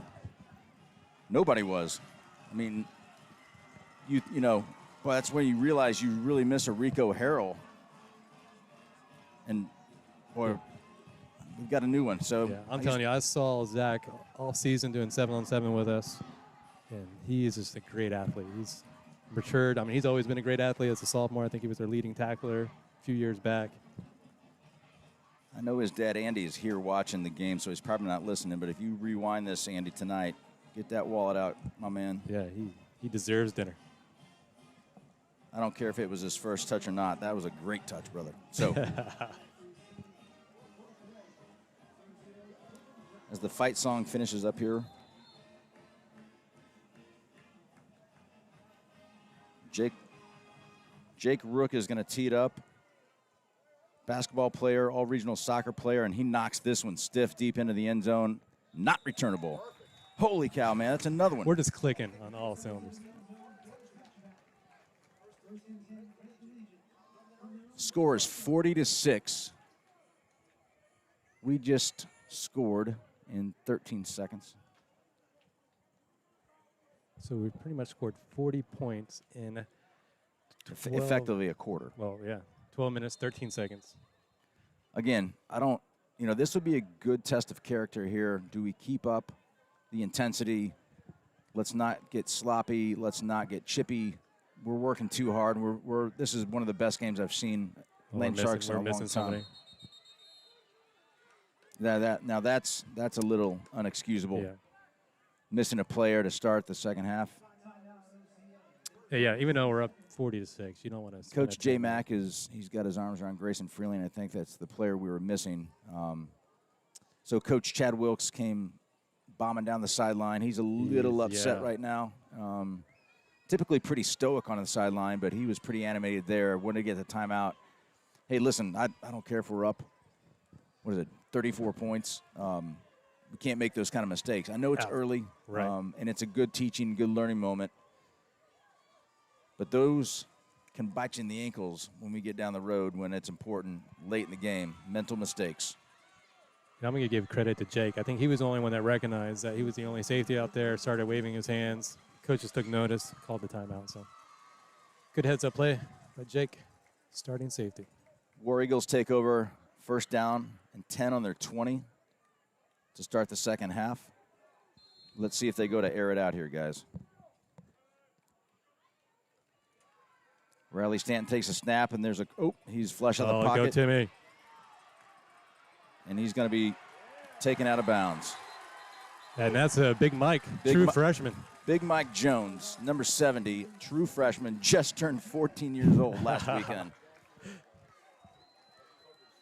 I tell you, I've had a chance to coach that young man, and he is not only is a great football player, he's just a great, respectful young man. And it's crazy to see him in a uniform on a varsity team right now. We just did his game last year, the Warhawks, and he was on that. I know Coach Sean Belcher's pretty happy to see him out here. Yeah, it's nice to have a Warhawk from Warhawk to varsity player. Lost of 2 on the down. It's 2nd and 12. We're going to go to the air. Quick slant. Ball is connected to number 1 and brought down by is that Zach? Number 2? No, it's Zach Hagen. 3, yeah. Zach not only fast, but super physical. I like his closing speed is incredible. Again, he doesn't get enough credit for that. 3rd and 5 right now. Ball's on the 26-yard line. Let's see what we do here. Trips left. If I was Gray, I would just keep on doing that. Single receiver to the right. Shotgun, lone running back. Well, let's blitz him. Uh-oh. Little change in our defensive positioning. Quarterback calls it out. It's going to be a draw play to number 7 right up the gut, and that's a great play call. Boy, oh boy, that was a great play call. All right, blow the whistle, guys. He's done. Yeah, hats off to Coach Holmes. He saw us. We were playing pass defense. Zach is not backing down. Number 7's pointing at him like he doesn't like what's happening. But I tell you what, we're just flat out being way more physical than this Gray team, and we typically don't see that. Gray's well coached, really well coached. Yeah, you don't win a state championship without being well coached, or have the record they've been having for the past 4 years or success. Yep. First and 10 on the 40-yard line of Gray's own side of the field. Trips right, single receiver left. Checking the signal from the sideline. It's going to be a handoff, a zone run up the middle, and he's he's found a way to wiggle out of that. Hey, listen, give credit here. The Gray War Eagles are not going to roll over. They're not going to stop fighting, and they've probably got a little bit of a chip on their shoulder, a little angry right now. Yeah, I would imagine they need to have a successful drive here. Clock is nearing the 9-minute mark in the third quarter. Score is 40-6. It has been a heck of a game for the Oceanside Land Sharks and a tough one for Coach Holmes and the War Eagles on the other side of the field. Shotgun snap is going to be a quick screen over to boy. Tez Spawn smelled that one right away. He had a hand on it. If he would have been a half a second sooner, that would have been, score would have been 46. That's right. Third down. I tell you, I love Tez Spawn. He's just a smiley. Is it okay to call a football player a sweet kid? He's a sweet kid. I like him. Yeah. And I really want to see him have great success. A lot of potentially undersized for a DB, but I tell you what, man, he is one of the pound for pound, one of the toughest fighting kids out there for us. Absolutely. Man, I wish he would have snagged that one. All right, we have 3rd and 4 right now. Shotgun. It's going to be a pass to the wide side of the field, and it is caught by Zay Offord. Good route, great throw by the quarterback. Fairly well defended, and that was a hard throw. That was a long throw as well too. Yeah. But that's a timing. As we said all night, I mean, he could throw the ball. That's not the problem. Chains are moving on the far sideline. Have to give our chain crew a little love here. 1st and 10 on the 43 of the Land Sharks, dropping back. Quarterback is pressured out of it, and he is now running. Did he call? Oh, sorry, I thought I saw the ball. The helmet. I tell you what, I just get so nervous when I see any quarterback. I don't care if it's ours or theirs running like that. He's got that old Andrew Luck syndrome where he tries to get those extra 2 or 3 yards, and that's how you get your legs wiped out or get your clock cleaned. Yeah. All right, so real quick, our chain crew looks like. Whoa. Look at that. Finally got a. Well, that was 2nd down, not 3rd down. But still, 2nd and short here, or is it 3rd and short? No, 2nd. Hand off to number 5. I tell you, they're moving the ball on us right now. They are sustaining drives. That's the 2nd time 76 has lost his helmet, so he's got to go out for a play. Whether it was 2nd or 3rd doesn't matter now because there's a 1st down, and they are moving the ball on the Land Sharks. They're deep into our territory. The ball's on the 24 as we just cross over the 8-minute mark in the 3rd quarter. Now, this is one of these drives here, guys, where let's dig deep, find some character, and get a stop here. Quick screen. Ooh, met. Who is that? It was Trey Brown on the play. Trey's been having a great game as well. 2nd and 10. Trey's been physical tonight. Yeah. He's been really present, really physical. I know all the boys have. I can't call all their names all night, but we have really been putting it to these guys. 2nd 10, shotgun going to be a pass. He's going to go deep into the end zone, and the ball is intended for receiver Zay Offord. Through into triple coverage. Oh, he's hurt. Zay looks like he's limping a little bit, and he's down. Daggone, I hate to see that. I think hopefully it's just a cramp. Yeah, I hope so too. Zay was a standout player for us over the last couple of years. Of course, his dad, Coach Willie Offord, was our defensive coordinator. Came to us from Marion High School in Florida, but Willie best known here in the Palmetto State as being a USC Gamecock. What a great player, standout player for them, and had a 7-year career in the NFL as a Minnesota Viking. I think he was a special teams captain as well, too. He was.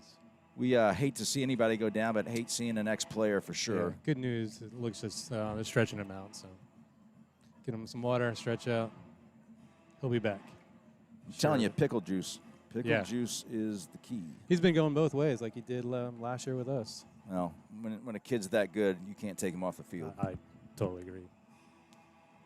And I'm sure Gray's got other kids that are just like Zay that are playing both ways, and that's where you start to watch. Listen, it's as an indicator, we took our JV squad up to Ashley Ridge for a jamboree, and we saw Wando, we saw Philip who else we saw? We saw Somerville, we saw Fort D, and their sidelines had 90 kids each on that sideline, and when you're playing in 2A ball, you don't have 90 kids on a sideline, and so you're going to have to go with kids both ways. You don't have the luxury of having an offense only and a defense only.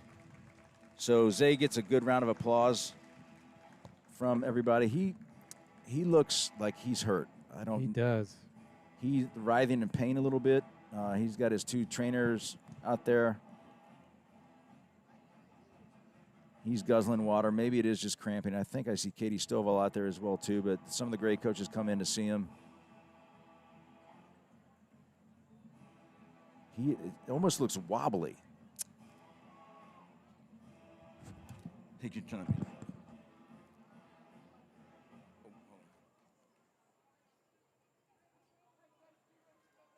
Hey, his name is.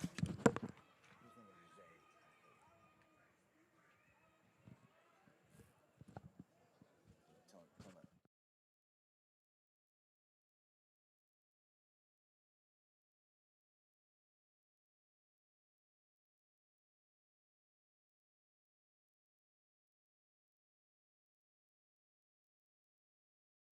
Is all right, here we go. We're resuming play as Zay is helped off the field. I hope he's okay. 7:05 on the clock. It is 3rd and 11. Shotgun snap is going to be a draw play again, and I like that play a lot. I do. Oh, boy. He saw Trey Brown coming right at him, Yeah. and he hit the deck. Number 7's a smart kid. So it's going to be 4th and 8. Ain't no punting here for Gray.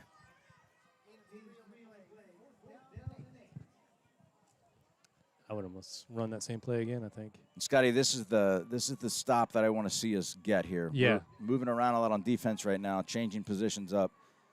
Let's see if they go to the air. All right, Riley Stanton, quarterback number 4, junior for the War Eagles, checks the sideline to get the call. Dries his hands on the towel. And they call a timeout. Yeah, they were getting down on the play Yeah. clock to 3 seconds. So Coach Adam Holmes takes wisely a timeout. It's a big down for them. It's a big down for us. Yeah. I'm sure their locker room, they were saying, coming out of this third quarter, they have to score next time we get the ball. So they're doing a real good job. Good drive. I tell you what's not happening tonight, What's that? lightning and thunderstorms Why are you jinxing and us? monsoons. I'm not, man. This game's getting in. Hey, at least our music looks like we're figuring that out pretty well. That's because someone else is running it, not me. But We got too many hats on. Dion's doing our music now. He does huddle.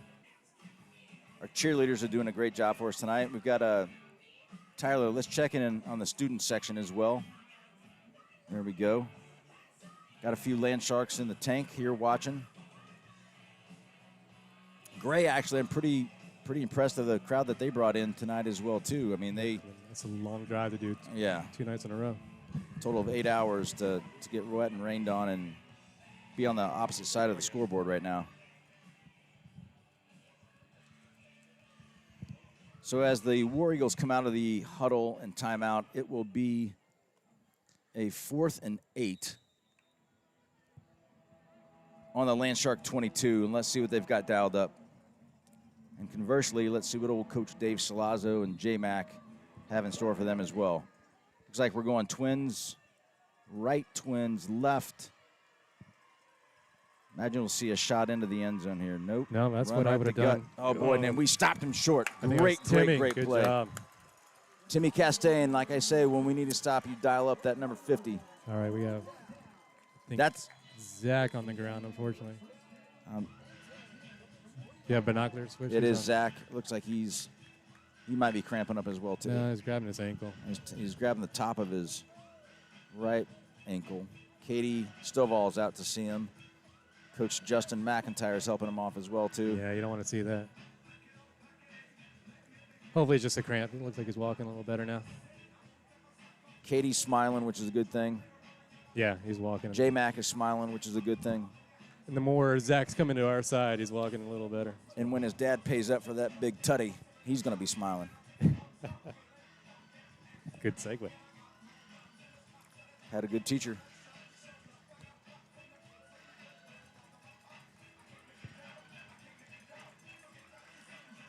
So Zach gets a round of applause, and I can see his mama, Kira Purdue, standing up, giving him a clap. Good that baby boy is good from mama's standpoint. All right, here we go. The Oceanside Landsharks take over with the ball on their own 20-yard line. Vaughn Blue still in the game. Jace Kraftchick goes in motion. It's going to be a pitch sweep to Jason. He's got a lane. And there's a lot of flags. 2 flags. I don't know. If that's on Trey Brown again, he's gonna get a talking in the film. Uh-oh, come on, Jace. Jace is down 2. Hopefully cramps again.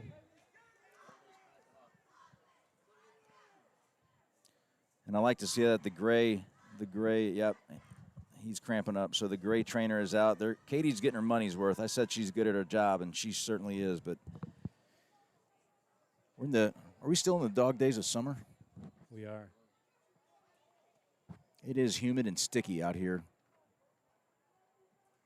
Come on, Jace.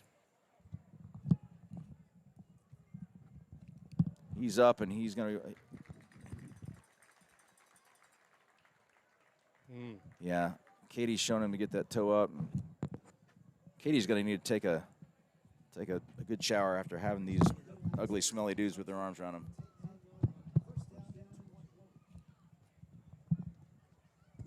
Just as cramped, Scotty.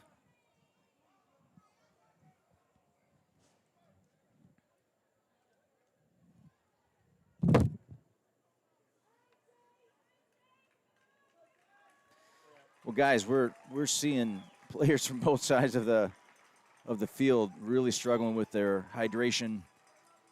Lots of cramping. And when you're like Jace, yeah, the old pickle juice, Jace has had an incredible game, and there's no wonder the kid's cramping up because he's had, 2 touchdowns tonight, and he's had multiple big hits and stops on defense from the linebacker position. But right now, back to the Land Sharks. The ball is given to Von Blue, and he tries to go right and runs into a big old pile of War Eagles. And we are deep in our territory. I don't think we got a whole lot there. Ran it to the short side of the field, so we had a short field there. We've got Trey Brown tapping his head, which is the universal sign for get me the heck out of here. He's kind of lumping along. I see Gavin Gaspar gets the nod to come in, number 82. Sophomore, tremendous hands, second-year player, move in from San Diego. And he's going to be one to watch here over the next couple of years as he gets a chance to get out and show what he can do. So we're second and super long. Ball is snapped to Edward. He's going to go to the air. He's got it in the seam. Looks like he hit Cole Strickler for the first target of the night. It's good to see Cole get into some action. Would like to see him get into some more action. Need to use that big body of his. But we move the ball a little bit. Now it looks like we're in for a 3rd and 10 as we move over the 5-minute mark, 40-6. Land Sharks over the War Eagles. Play clock's at 20, ticking down. We're going to go to Tripp's right. Lone receiver here on the left. Looks like it's Kyle Baldwin is into the game as well, too. Snap from Edward. He's going to roll right and look to get it out in the air. And he's going to tuck it and go down. He had nowhere to go, and smartly, sometimes it's okay to take that sack. So momentum kind of comes to a halt here. It's going to be 4th and 10. Can anticipate a punt here from Edward, QB/P.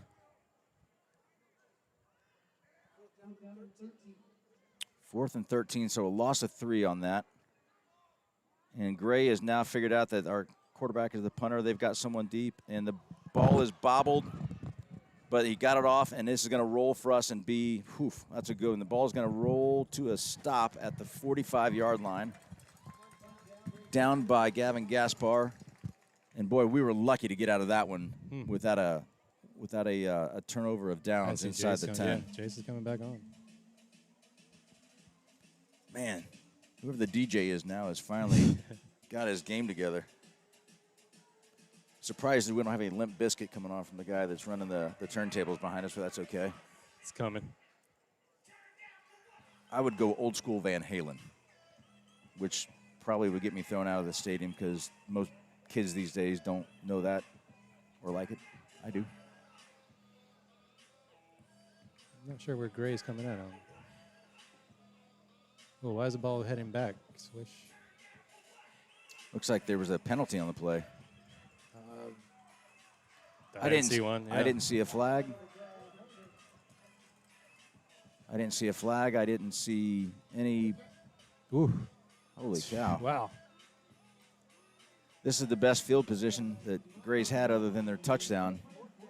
So we're now 4th down, and who cares? I think they're going to know we're punting this time.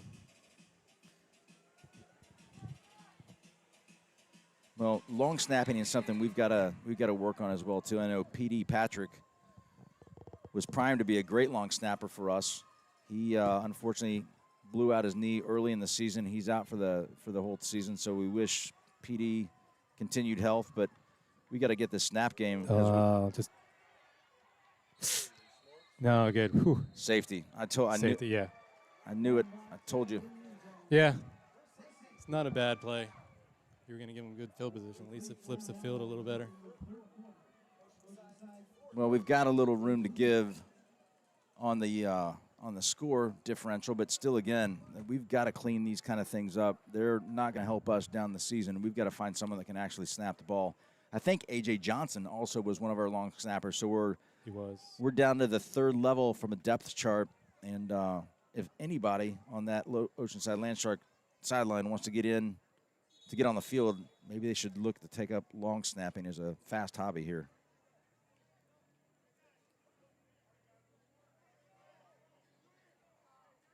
Well, let's get some music going. So we give them 2 points. The score is now 40-8. We have to either kick off or punt and give them the ball back. 3:49 in the third quarter. And it feels like after that exciting second quarter, like it's like, we're just slugging our way through this, man. And let's get this thing. Really on both sides. Well, we had on both sides, you're right. You know, other than Zach's big monster kickoff return, it's been,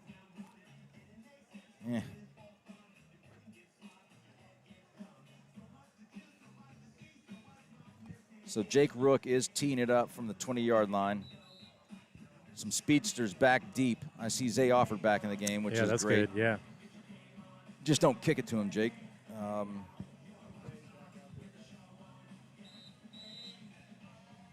gonna have to maybe use a timeout or something. Yeah. See, we've got personnel issues right now. We don't know what's going on. Yeah. So. This is doesn't help when you're probably first, second strings. Probably something they haven't planned for, but they're going to have to call a timeout. We're missing somebody. And so this is the second time we've had to call a timeout. Well, maybe not yet, but we got 20 seconds. I think I would just call a timeout to be safe, so that way Jake doesn't have to rush. 10 seconds. Come on, call the timeout.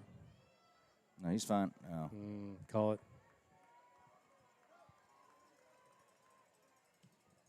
That's actually a pretty good kick. Real good. Went to Zay Offord. He takes it at the 25. He's going to come back into the middle of the field and try to go wide. Yeah. Then that was a big clip in the back right there. There's another one, and you knew that was going to happen when Zay gets to the field like that. Daggone it. And great player, unfortunately, down. He's not happy. I tell you, a couple of questionable blocks on the far sideline. I couldn't tell from up here if they could see the front jersey number or the back, but regardless, no dirty laundry on the field. And right now, the Gray Collegiate Academy War Eagles have a little bit of momentum. So, yeah, I kind of wish we called a timeout. They kind of rushed that play. So we've got a player down on the sideline as well, too. Do we? Man. Who do we have? Looks like it's Tez Spawn, I think. Yeah, he's probably cramping too. He's the one chased down Zay. We have a lot of cramps coming on. So is this a physical game? Pretty humid. These guys were up probably all last night. They didn't. I'm sure Gray didn't get back till after midnight. After midnight. Sure they're tired and hungry and they're just cramping all over the place. Let's check our temp. It still just seems humid. I see guys just on our sidelines all trying to stretch out as well.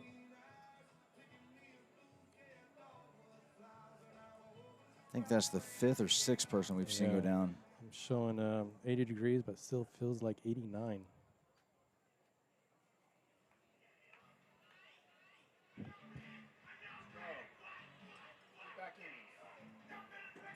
Dion Welch is on the turntable now. He's trying to get the crowd back into it, get the kids back into it, but it's kind of stagnant right now here. All these injuries are kind of killing clock and momentum, and so now the Oceanside Landsharks are coming back over to the sideline. Coach Dave Salazzo giving him some love there, maybe giving him the business as well. Man, Tez Spawn is still down over there. I'm hoping he's cramped. So yeah, that's just he's gonna bounce up. Just seeing how hard he had to chase Zay down.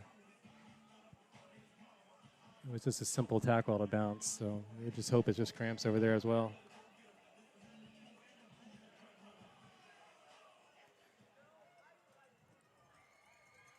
So C.J. Moscos enters the game in term to take Tez Spahn's place.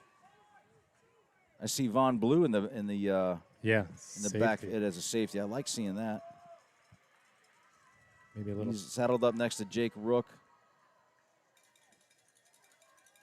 Linebacking crew is Jace Kravchuk, Trey Brown, and Max Mormon. Defensive line, Dylan Baker, Timmy Castine, Ben Britton, and Cale Gilchrist in. Handoff right up the middle. Oh, Oof, boy. Trey. Wow. Trey. Trey's still feeling it. Trey's having a fun night. He is. So it's good to see Tez Spahn is up and walking. Let me get some binoculars on him. Yeah, he looks like he's cramping there. He's getting some thumbs up from some of the Gray folks as well. Looks like we're at 2nd and 6. Ball's on the 17-yard line. Riley Stanton will take the snap, and he's dropping back for a pass. He's going to flush out of the pocket, and he's going to get some yards to run. Oh, who was that? Jace Kravchuk. Good gravy. You may have to pay that kid tonight today as well, too, Scotty.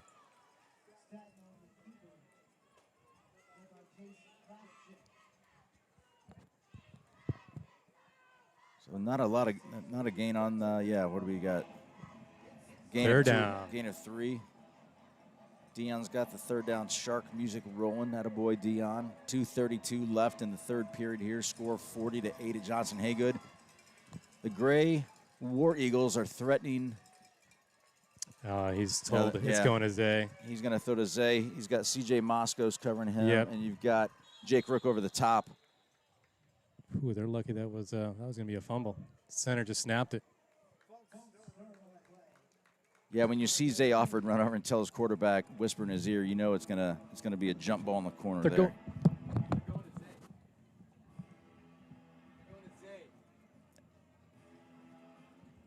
Don't.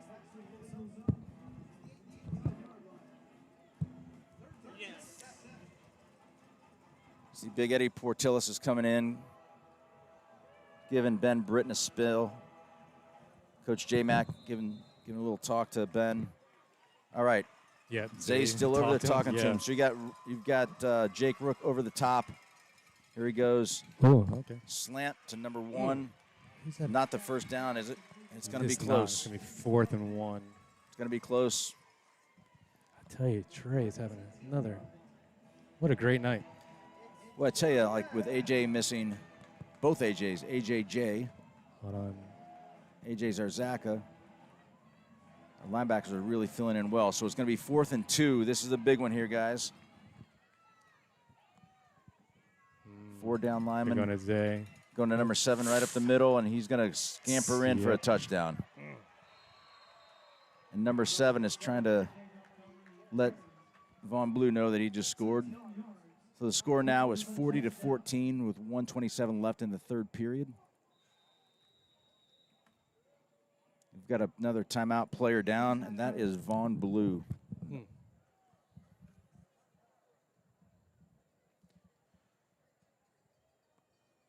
Boy, we don't need to see that.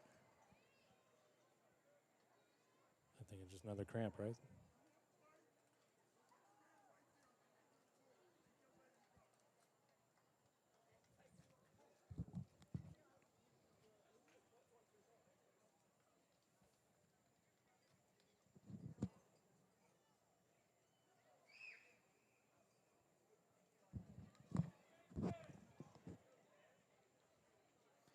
Trying to text one of the guys down there. Yeah. I just think it's cramps again.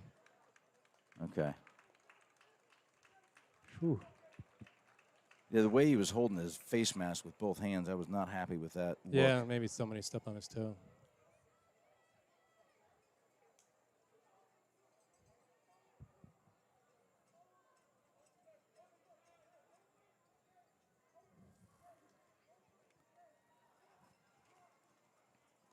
They're going to line up and go for 2 because they need the points.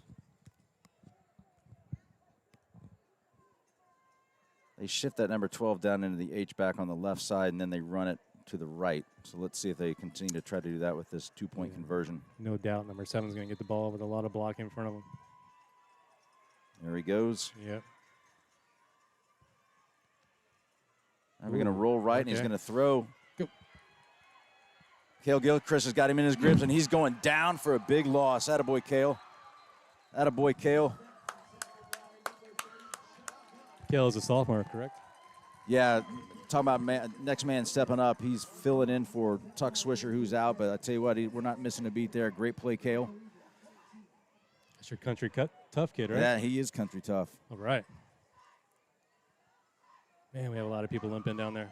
Let's see, Zach is limping. Well, what I don't like about this is it steals 1 day of rest. It steals 1 day of film study, of game prep. Because we hit the road next Thursday and Friday. JV and Varsity both play South Florence there. So we're going to get our fill of going 2 hours up and back, 2 hours up and back. What is South Florence, a 4 or 5A school? South Florence is a 4A, and I know they've got a big stud or a couple of big studs. So we're going to get tested there pretty well. This is what we talked about before. We have our depth is just not there. No, it's not. And then you think about after that, we've got 5A Sumter, we have 5A Carolina Forest. We go to Marlboro County, but we're going to be absolutely tested. Makes us feel good when the score is 40-14 against an annual powerhouse like a Gray Collegiate. But we've got some tough ones coming ahead. Back deep with Zach Hagedon is number 82, Gavin Gaspar, replacing Vaughn Blue, who is still on the far sideline, working on his cramps. Yeah, and that's the disadvantage of not running around for 3 to 4 weeks. Vaughn's a pretty healthy guy, but nothing simulates playing game time. All right, kickoff from the War Eagles. I don't think they're kicking deep. It's going to go to Gavin Gaspar, number 8. Come on, kid, get it. Good job, Zay. I mean, not Zay. Sorry, Zach. Well, yeah, that ball is live, right? I know, it goes yeah. 10 yards and it's live. So I want to see Gavin pick that. He played a lot of baseball in his day. That's kind of get that little bunny hop there and take that thing and just go down, just secure the ball. So the Land Sharks will take over with 1:27 in the third quarter on our own 20-yard line. And Vaughn's walking, not a problem. All right, let me get the old binoculars out again. My guess is give him 2 plays, he will be back out running the ball. I see his pops, Justin, is there making sure everything's good, and he's smiling okay. I know his Uncle Josh up north is probably relieved as well. So we got a direct snap. Boy, who is that? Jace? Chase, yeah. Holy cow. He's cramping up again now. Yeah. Just get him out of there. This game's going to go to midnight, the route we keep keeping here. We got to get these guys healthy. Katie is earning her stripes. Is it an early season thing? Yeah. Is it a humidity thing? I think it's Is it a that, conditioning thing? All of the above, and then these guys didn't go to bed late last night either.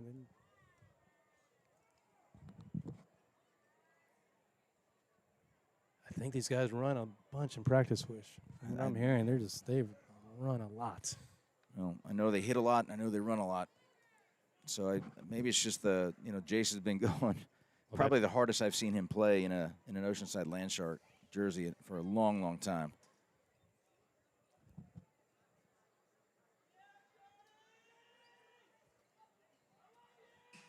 Robert Brunson is telling us that we need to tell these boys to hydrate. I'm telling you, pickle juice.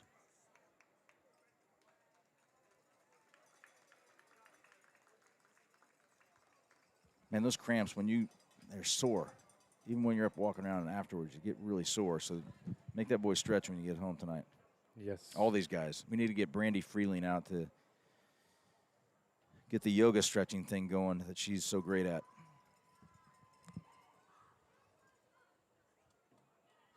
I see Vaughn bouncing around.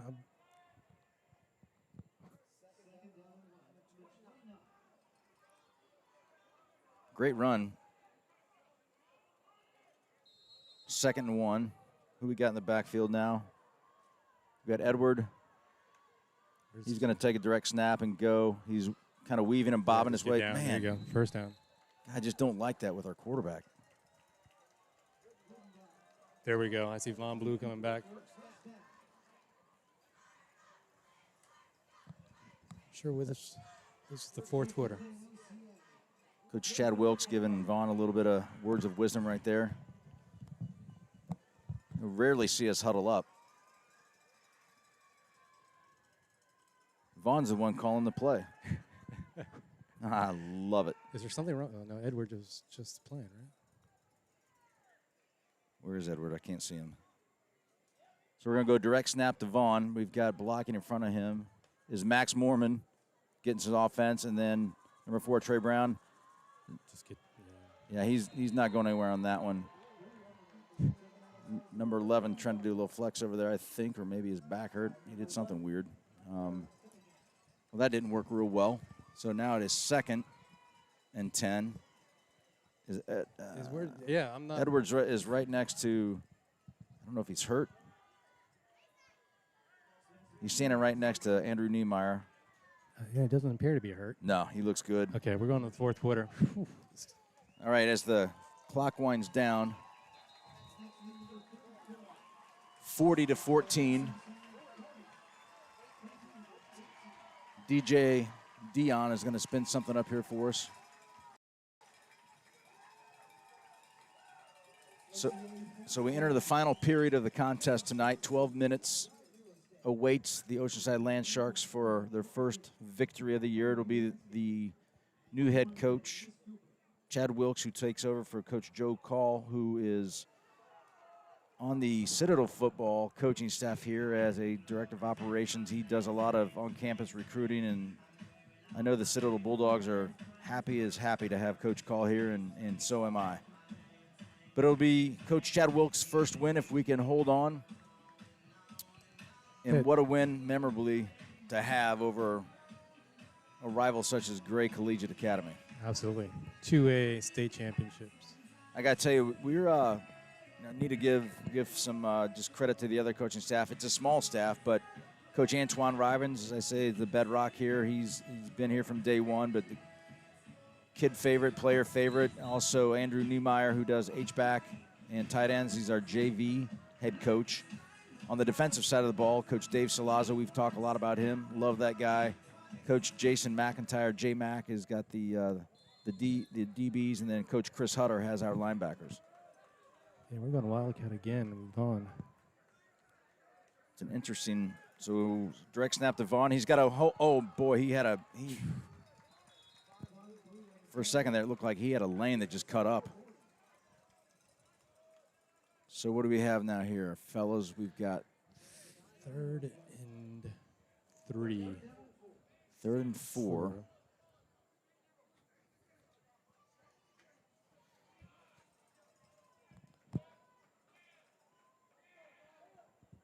Trying to see our we've got a new PA announcer. He's fantastic. Al Budden, I think is his last name, but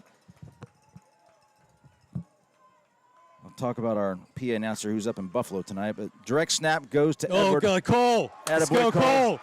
Go big legs. Go big legs. Go, get it. Come on, baby. Oh, daggone it, Cole. Just stretch that 6'4" body out and lay out, brother. Oh, he should have just jumped at the 5-yard line. That was a fantastic play call. Now we know what was happening. We were setting it up. Is there a flag down? I don't like this. I see it way on the 40. Far side 40. Come Far side 40. on. Hey, let's. Yeah, maybe they'll talk it. Maybe it's not us. Maybe they waved it off. Waved it off. Crowd doesn't like it. Crowd doesn't like it. Coach Chad Wilkes is coming out, and the referees are shushing and shooing him back. What? He was covered? You're saying he was covered? I didn't. What was the call? Replay that. Legal man downfield. They're saying that he was not lined up. Al, what did we miss there, buddy? What was the call? illegal touching by 8 because he was covered up and he was an ineligible receiver. 4th and 9. Whew. Yeah, And a lost it down. Well, that stinks. I said earlier we need to go to Cole a little bit more, and man, he got his shot and daggone. I see Bryce Bennett going far out to the left. It's the same formation they were in last. Now we're going to kick. But now we got to cover, though. That didn't work out real well. But I know when you're trying to get that ball out of your hands and off your foot, man, it just went squarely to the left. But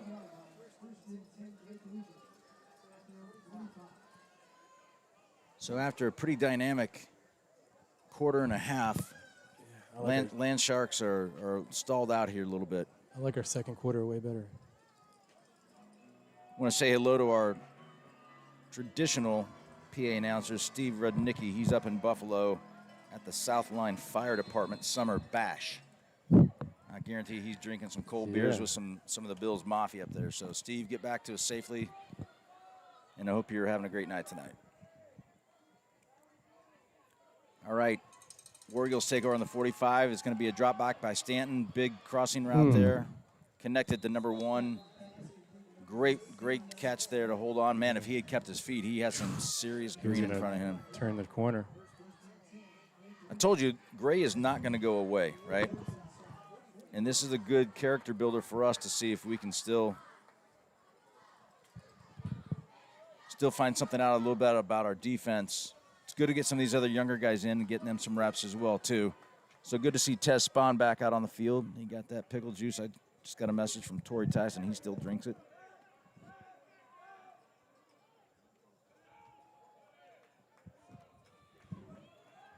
Quick screen out to Zay Offord, and he is tackled pretty quickly. Who was that?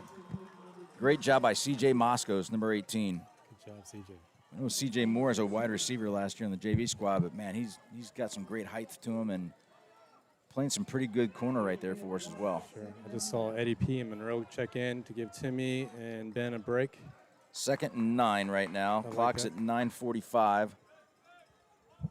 Riley Stanton changing the play at the line of scrimmage here. Shotgun snap, drop back. He's going, ooh, there again. Is that one of those? Oh, boy. That was to Zay Offord. We got another Land Shark down. I like seeing Zach Hagan pull Zay up. Good sportsmanship there. Dylan. Looks like another cramp in the Dylan calf. Baker is down now. I tell you, they execute that, what is that, like a 10-yard out route? It's a long throw, but all it is it's a timing route. And you get great separation, a good route discipline by the receiver. And that thing's open, wide open all day long.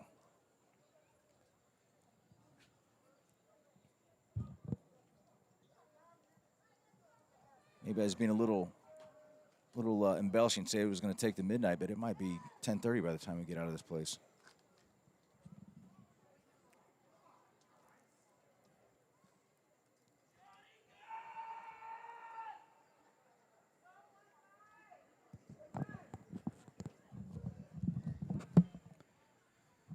Just get the sense that, when Gray gets everything firing in the right direction, they could be pretty dangerous. I'm surprised they just haven't gotten the ball out to their playmakers a little bit more. Yeah, I just think we did a good job on the D line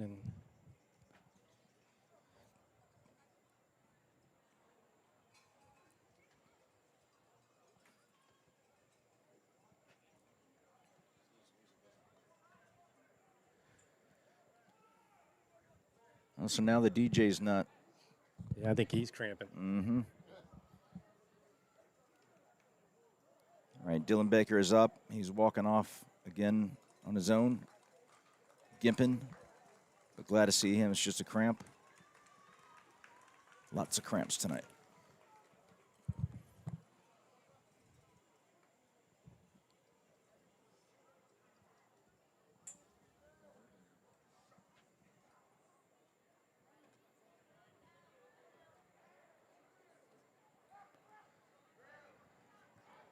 Twins both right and left. Number 5 in the backfield for Gray.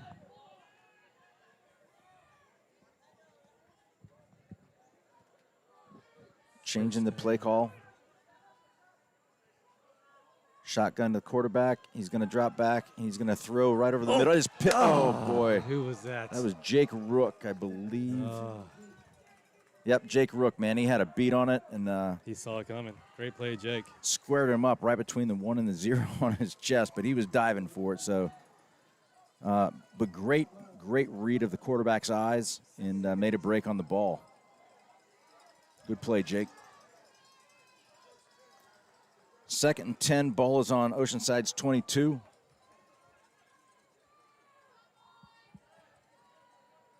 I like it.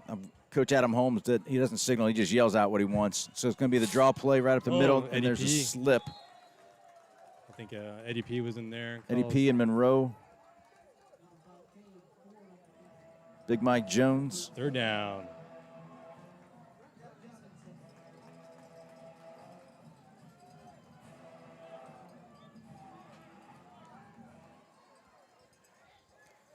Tell you, we need our old buddy Scott Yerkison back here as well to help Katie out, man. We need 2 trainers. He's going to be back on the sideline with us here pretty soon. 3rd down and 10. Riley Stanton's got pressure, and that's Monroe Freely. 5-star kid. Good job, Monroe. Boom. They just, at this point at the stage in the game, you can't handle Monroe Freely and trying to blast through that offensive line. I love that guy on defense. I do too. Ooh. Was a loss 12 yards? I mean, that just changes the... Can you imagine? No. That quarterback's bigger than me and bigger than you. Can you imagine Monroe Freeling just coming into your face like that, knowing that 300 pounds of manliness is going to fall on you? No. Yeah. I'd probably have a punctured lung. Great Collegiate takes their 2nd time out. That leaves them with 1 remaining. Here's where I would like Timmy, Monroe, Ben Britton all get in there same time.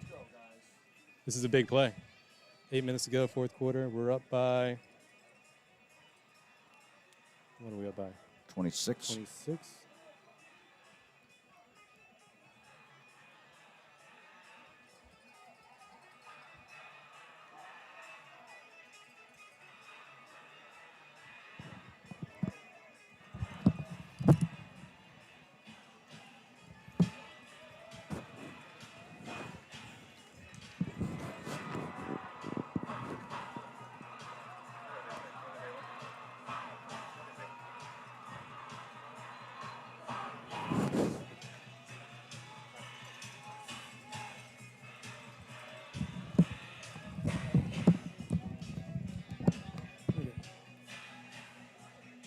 Looks like it's 4th and 19 on the 31-yard line. I missed. Do we saw Monroe in there? No. We do not. Okay. He's going to we need is like Timmy. a 4-seam route. We got. Oh, boy, he's going to get murdered. Ball's up in the air. Good ball. And it's knocked down in the end zone. Boy, Riley Stanton took a heck of a shot, and you got to give that kid credit for hanging in there to the last second because he knew what was going to happen. Well, I like that. I like that stop. Give me a quick second here, guys. Yeah, big step.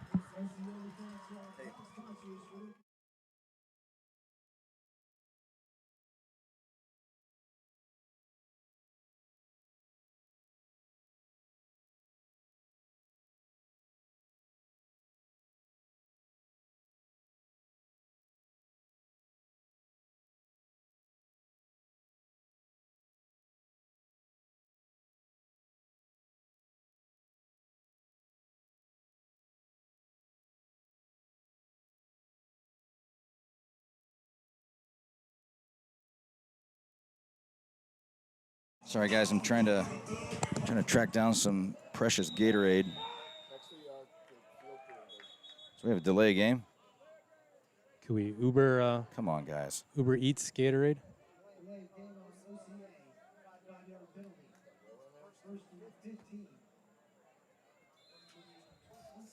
It makes it 1st and 15 now on the 26-yard line. Direct snap to Von Blue. Good blocking, go. He's got a lane. He's got a lane. Great cutback. He's back to the 50. Knocks his head down. He's not going down, baby. Just think, 10 minutes ago, he was on the ground. Look at that kid. Tough kid.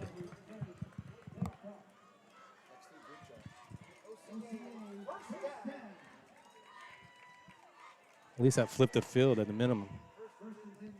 1st and 10. Gray's 44. Boy, that was a great cutback Yeah, he had. maybe this is going to go back to Cole. So now we've got Edward back into the game. He's going to do the same thing. Just get down. Attaboy, Edward. Right. Look at him, Good man. looking. He's chugging. Oh, man. He took a whack Yeah, to the I don't- head. You see that? Yeah. I tell you what, this is the point. The Grays just, they're dead. They're tired. And we're just, we're rotating Vaughn. With Edward, right. Edward. This is where if you had A.J. Johnson, you just go 1, 2, 3, 4, and just continue to pound. 7 minutes and 8 seconds on the clock. And it's ticking, which is good. Play clock down to 10, and we're just waiting. Yeah. We're just waiting. Smart. Here we go. Vaughn's going to take the snap. He's going to run it. Man, we're just running it. Well, he's not going down. First Come on, down. kid, go down. Just get down. Yeah. We're running all over them right now. So here comes Edward. Let's do the same thing. And hey, so now you got to, maybe we're setting up that little seam pass, that little dump pass. You run it, and all of a sudden you jump up and bloop. I'm not sure. I'm just running down the clock. Swish. I know, buddy, but hey, it's not too often you get up 40-14 over Gray, and I wouldn't mind putting another score in here. Just I think we're going Wildcat again. Yep, here goes Edward. We're going to go to the right side. He's going to run the ball. Yeah, Tuck it. get down, Tuck it in, get kid. down. Tuck it in. Stop, don't. Look at him go. Okay. Attaboy, Edward. He's going to get in the end zone. Well, who was that? Number 1? Oh, my goodness. Yeah, I'm glad Edward Edward doesn't. riding by. Yeah. I'm glad he doesn't listen to me. I was telling him to get down. Man, he got into the end zone, and he just threw a forearm shiver, and number 1 just went flipping 2 or 3 times. That was spectacular. That was spectacular. 46-14. Ooh. What a play. That doesn't make the highlights. I think he's going to do it again. Good. He's back out there. Yeah, back out there. He's got a head of steam right now. He's not gonna be denied. No. He's feeling it. Love it. Hey, I like your quarterback having a little moxie like that, right? Absolutely. Man, and you see your quarterback taking the ball in and forearm shivering like that. Oh man. Great runs, Edward. Great runs, kid. Ooh, that's 48-14, 6:21. Some breathing room. I like it. I got to look up Get that. Edward on the sideline. He is. I'm telling you, that's the most animated I've seen Edward in a long time. I love it. Well, that was a nice exclamation point for him. He's done a great job managing the offense. The only misfire was that bobbled snap fumble, and we got it right back, so it really didn't hurt us. But really good to see him leading his team that way. I'm going to look up the last time that we played Gray here 2 times ago. It was that shootout when Coach Chad Greer was the coach. I want to see what that score was. It was up in the 40s, but let's see real quick. Definitely not over 48. I don't think so. And definitely not with 48-14. It was close the entire way, back and forth. That's when they had Helms as quarterback, who's now I believe, the 2nd string in Clemson. It's 34. No, that was not it. I think we only won by a point, if I could remember. 34-33 maybe? Yeah.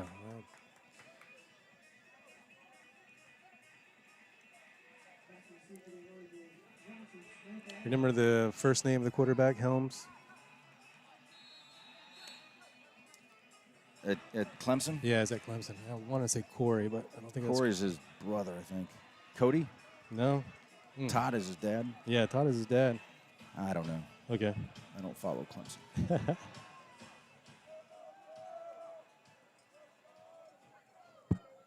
Okay.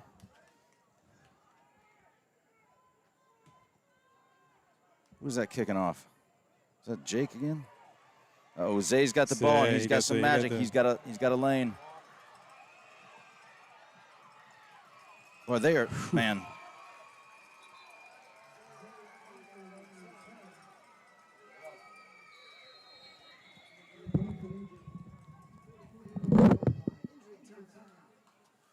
.6:10 on the clock. It goes to a stop as we've got another player that's injured. Don't want to assume it's a cramp, but let's hope it is. Hunter Helms. That's it. Scott left me. That's good. Thanks, Casey McKinley, with the quick text there.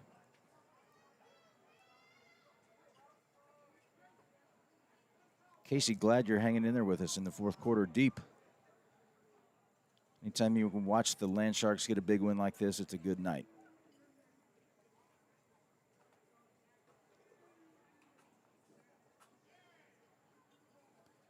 I like that last drive we had, just the rotation. One in, one out, one in, one out. You've got Jace, you've got Edward Reidenbach, you've got Vaughn just really with, fresh legs pounding the ball, and then with Edward punching that one in, man, that was some great excitement to see him do that.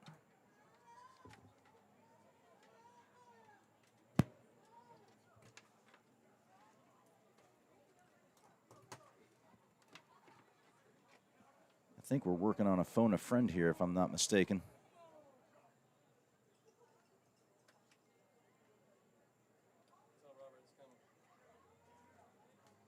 Robert, get your phone out, buddy. About ready to get a phone call here from Scotty.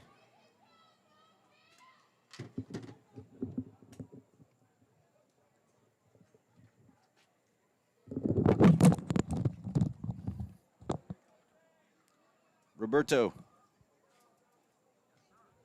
Hey, we've got you live. How you feeling, first of all?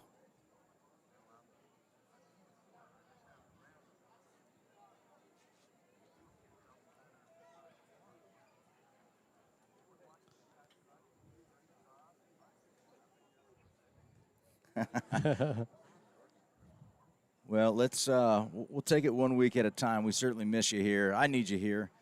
Hope we've done you proud, but maybe watching. I do need some help.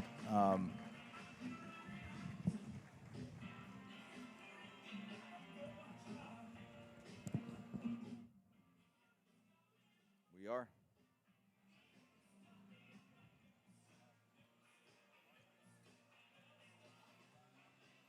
Holy cow. Wow.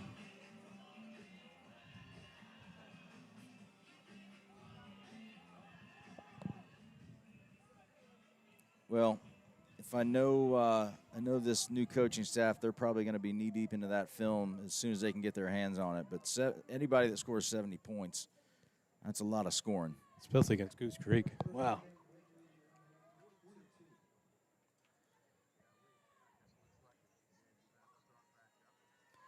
Yep, we'll get well for us. Robert, do you want to do a play call for us here? Is it on a little bit of a lag, or can you do it?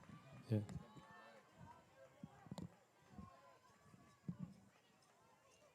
We just had a shotgun.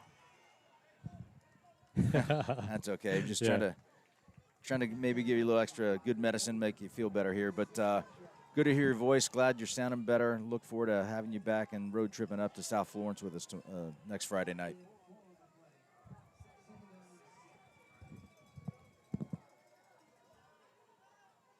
All right. Good to hear you, buddy. Thanks, Robert. Quick screen out to number 1, but we're going to have a flag penalty on Zay Offord with a hold on Zach Hagedon here. They're exchanging a couple of words, probably talking about the good old days. Yeah.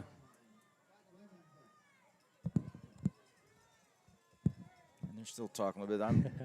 These guys are all buddies.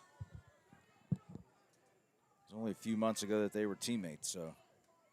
Yeah, and actually, Zay Offord played with us for the Chad Greer's South Carolina G7.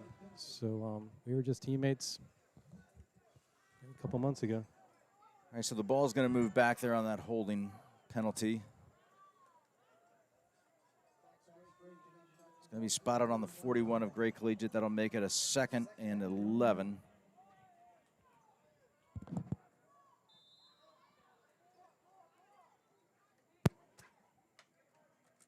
Whips right. Riley Stanton takes a high snap, deep. He's gonna flush out of the pocket. Man, we almost had an arm on him. Oh, Holy cow. He needs to learn how to slide. Yeah, he does. And he tried to duck his head a little bit too. I don't like that. So maybe he's trying to get down. I'm not sure. Yeah, he was trying to get down. Was he? He could. Well, he's going. he was trying to stop. But he's going forward. But yeah, he needs to I like quarterbacks to go down. slide. Slide backwards, Especially this game's pretty. I mean, 5 minutes left. You don't want your star quarterback. Don't get hurt. On both sides of the ball. No, absolutely. All right, let's retune here. 3rd and 9, 5-minute mark in the 4th quarter here.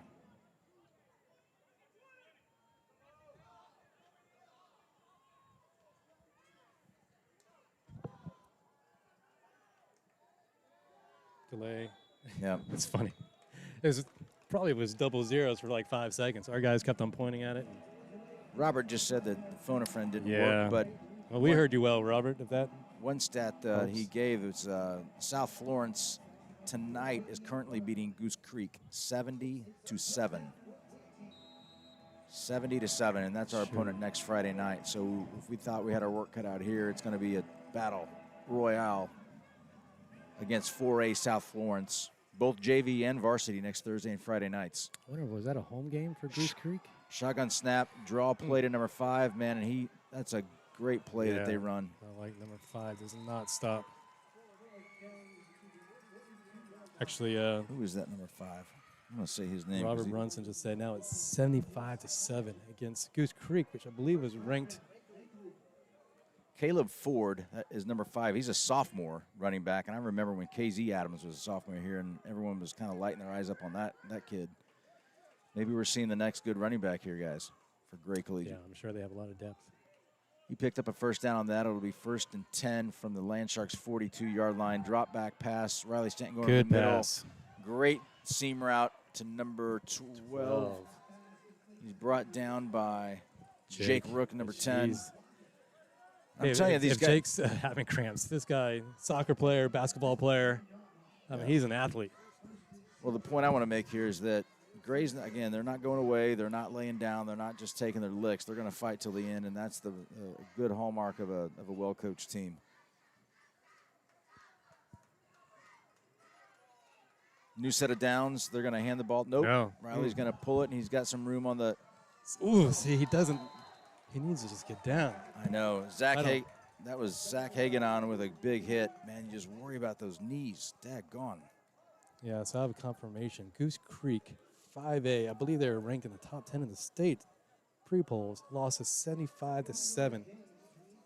Well, we better get on the film. It's a pretty impressive score. 2nd and 8 from the Land Sharks 17. It's going to be a handoff right up the middle of number 5, Caleb Ford, the sophomore. Man, he's a bowling ball. I like him. Yeah. He's probably got the first down. Who's down now? Jake. We got to get Jake out of there. It's 48-10, 48-14.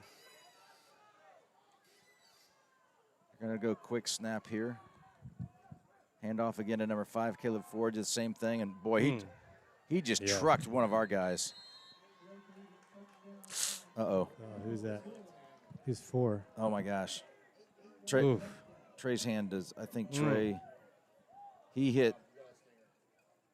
Yeah, hopefully it's just a stinger. Yeah, okay, just a stinger. Whew. And the hand looked like I it know. was I dangling. thought he broke his hand. So that was probably the most anticlimactic score, but Gray punches it in to make the score 48-20 with 2:57 left to go in the 4th quarter.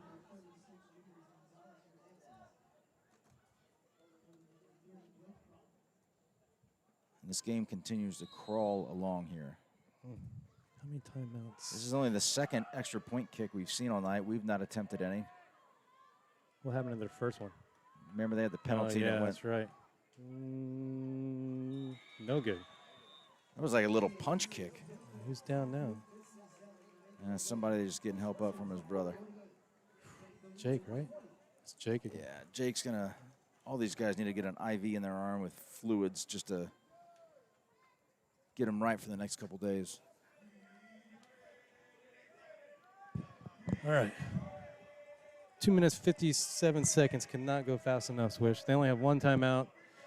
What do we need? 2 or 3 first downs? Couple. Couple.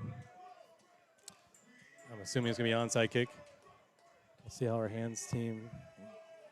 DJ Dion's trying to get the crowd back into it here with less than 3 minutes to go. I appreciate his persistence.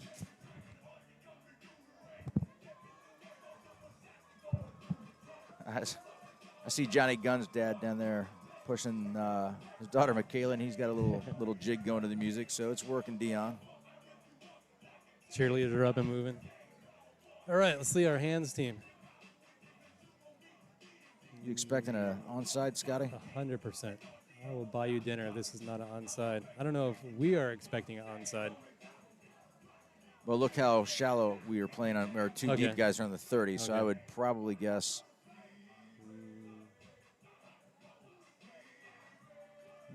All right.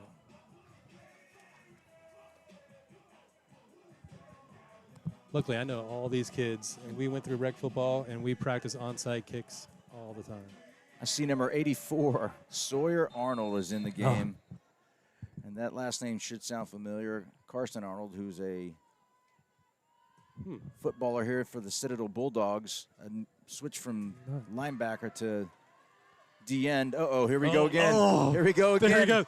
As Zach, he's got one man to beat. He's going to run out of gas. Yeah. He's going to run out of gas. Oh, just get out of bounds. Oh, man. I thought that kid from grade number 11 had number 11. That was a good heads-up play by Gray.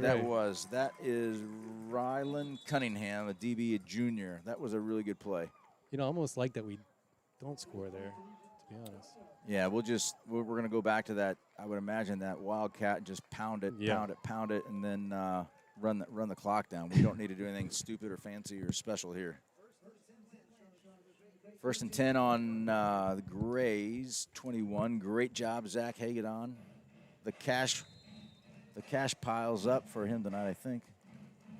Andy's going to not like me anymore for all of those comments, but that's all right. Dion's got the cheerleaders back in. We've got Edward Reidenbach coming out. Look at our guys sprinting out to the line. We've got 7, 6, 5, 4. Snap it. Didn't get it off. That was pretty close. No, not close enough there, Scotty. We got the penalty, so. That's right. Was the clock moving at least? That's using all the clock. So we've got Cale Gilchrist, number 37, sophomore, in the backfield with Edward Reidenbach. Let's see if he gets his first carry of his varsity career here, and he sure does. Go, Cale.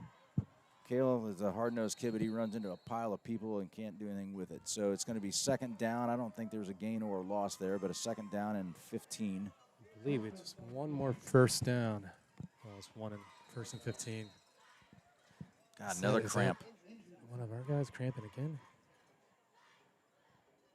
I'm telling you, we condition all the time in immense heat.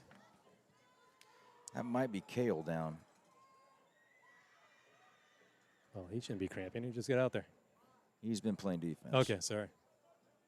I just meant offense. He's cramping both legs. Hey, if one of us old geezers get out there, we cramp up after 2 plays. Cramp up just walking down the steps. Grumpy old out-of-shape dudes. I think we go back to old school. Let Timmy start running the ball. Nah. Nope. It's number 14. Oh, we got Devin Yard making his first OCA appearance.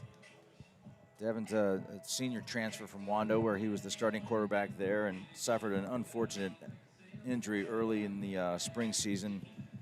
Had to end up having a Lisfranc surgery, which is kind of a funny-sounding name, but it's a pretty serious injury on his foot. I'm just happy to see him in a jersey, upright, walking, and entering the game.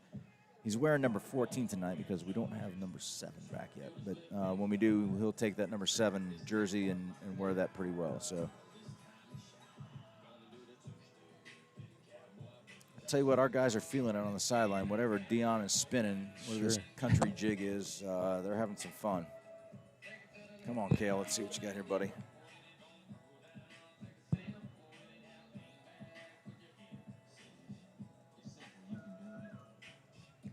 Yeah, he's got those toes pointed up. He's cramped. Yeah. All right, I'm buying pickle juice from the entire team. I'd say they sell it in these little bottles Yeah. at Harris Teeter. They're, Obviously, we're I not. don't think they taste too terribly. No, I love it. Just get a big old jar of pickles and have it on the sideline, man. Well, Timmy feels good. Timmy is feeling it. I love Timmy. We got Timmy, Big Mike on the line. Ben Brenton out there. Eddie P. All right, here's our tailback now, Swish. Von Blue is there Okay. with Devin Yard. Let's see what we got here, kid. Good luck Come to on, you, Devin. Ooh. He's going to take the ball and run it for his first ever carry. There we go. Let him down easy there. Attaboy, Devin. Yeah, I don't know if he's 100% yet. Love to see him out there. Senior transfer. Attaboy. We'll take a positive yard there, Devin. Let him air it out. Clock is, you're silly. Clock is ticking at 1:53 to go. It is third down. Even if we don't get it, we will go for it on fourth. I don't see Cole out there either.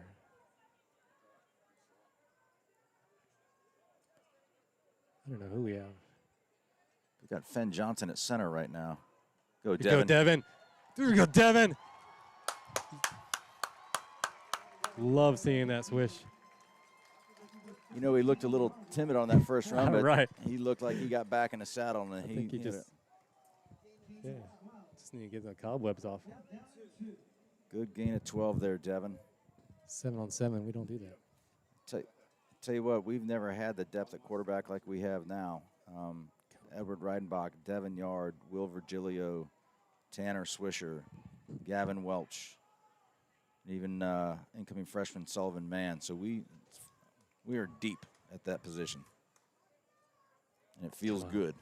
Come on, Devin. There you go, Devin. He hesitated for a Yeah, second. he hesitated. He had it.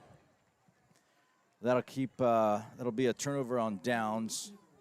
Just happy to see Devin get some action. 45 seconds left. It's 48-20. Gray Collegiate will take the ball over So they got one on their own 13-yard line. And as we start to wind down, Devin was just not a cut. He just that first move, put his shoulder down. He would have probably had the first down. yeah, but listen, man, have that Liz Franck surgery is no joke. I'm ecstatic to see him back out there. Come on, defense. They don't have to wait for you. See, Gray should have just snapped it. We are not ready. Got Cole Strickler is in at DN now. I like seeing Cole Yeah. on some defense. See how he does. Shotgun snap. Oh, go get him, Cole. Oh, Cole had a beat on him. Right. God, I love him there. He's so long. Yeah, he's a big kid, 6'3", 220. Lots of speed. All right, we got our old 4 years bad boy chant. 30 The seconds silence. ticking off. There's probably going to be the last play of the game here. Let's see what we've got from Gray Collegiate. Going to hand the ball There you go, off. Cole. And come on, blow the whistle, guys. Yeah. They're even just stopping before the whistle's blowing. Right, they're like, come on, Red. Good gravy, I'm dead tired. So That's going to be it. as the clock hits 10 seconds and ticks down, I could not be happier that we were able to bring this game to you. What a resounding win against, and annually a powerhouse in 2A, the defending 2A state champion, Gray Collegiate. Hats off, helmets off to the Oceanside Land Sharks. Wow, what a game, guys. 48-20. Super happy for our fans, for our players, for our coaching staff. Congratulations to Coach Chad Wilkes on his very first victory as a head coach at Oceanside Collegiate Academy as the two teams line up and shake hands. May not be the last time we see these guys, but to tell you what, it's always a good battle when we do. For Dion Welch, for Scotty Kraftchick, for Tyler Kraftchick, and even Robert Brunson, this is Chris Swisher signing off. We'll talk to you next Thursday and Friday night up in South Florence. Love you all. Have a good night. Bye-bye.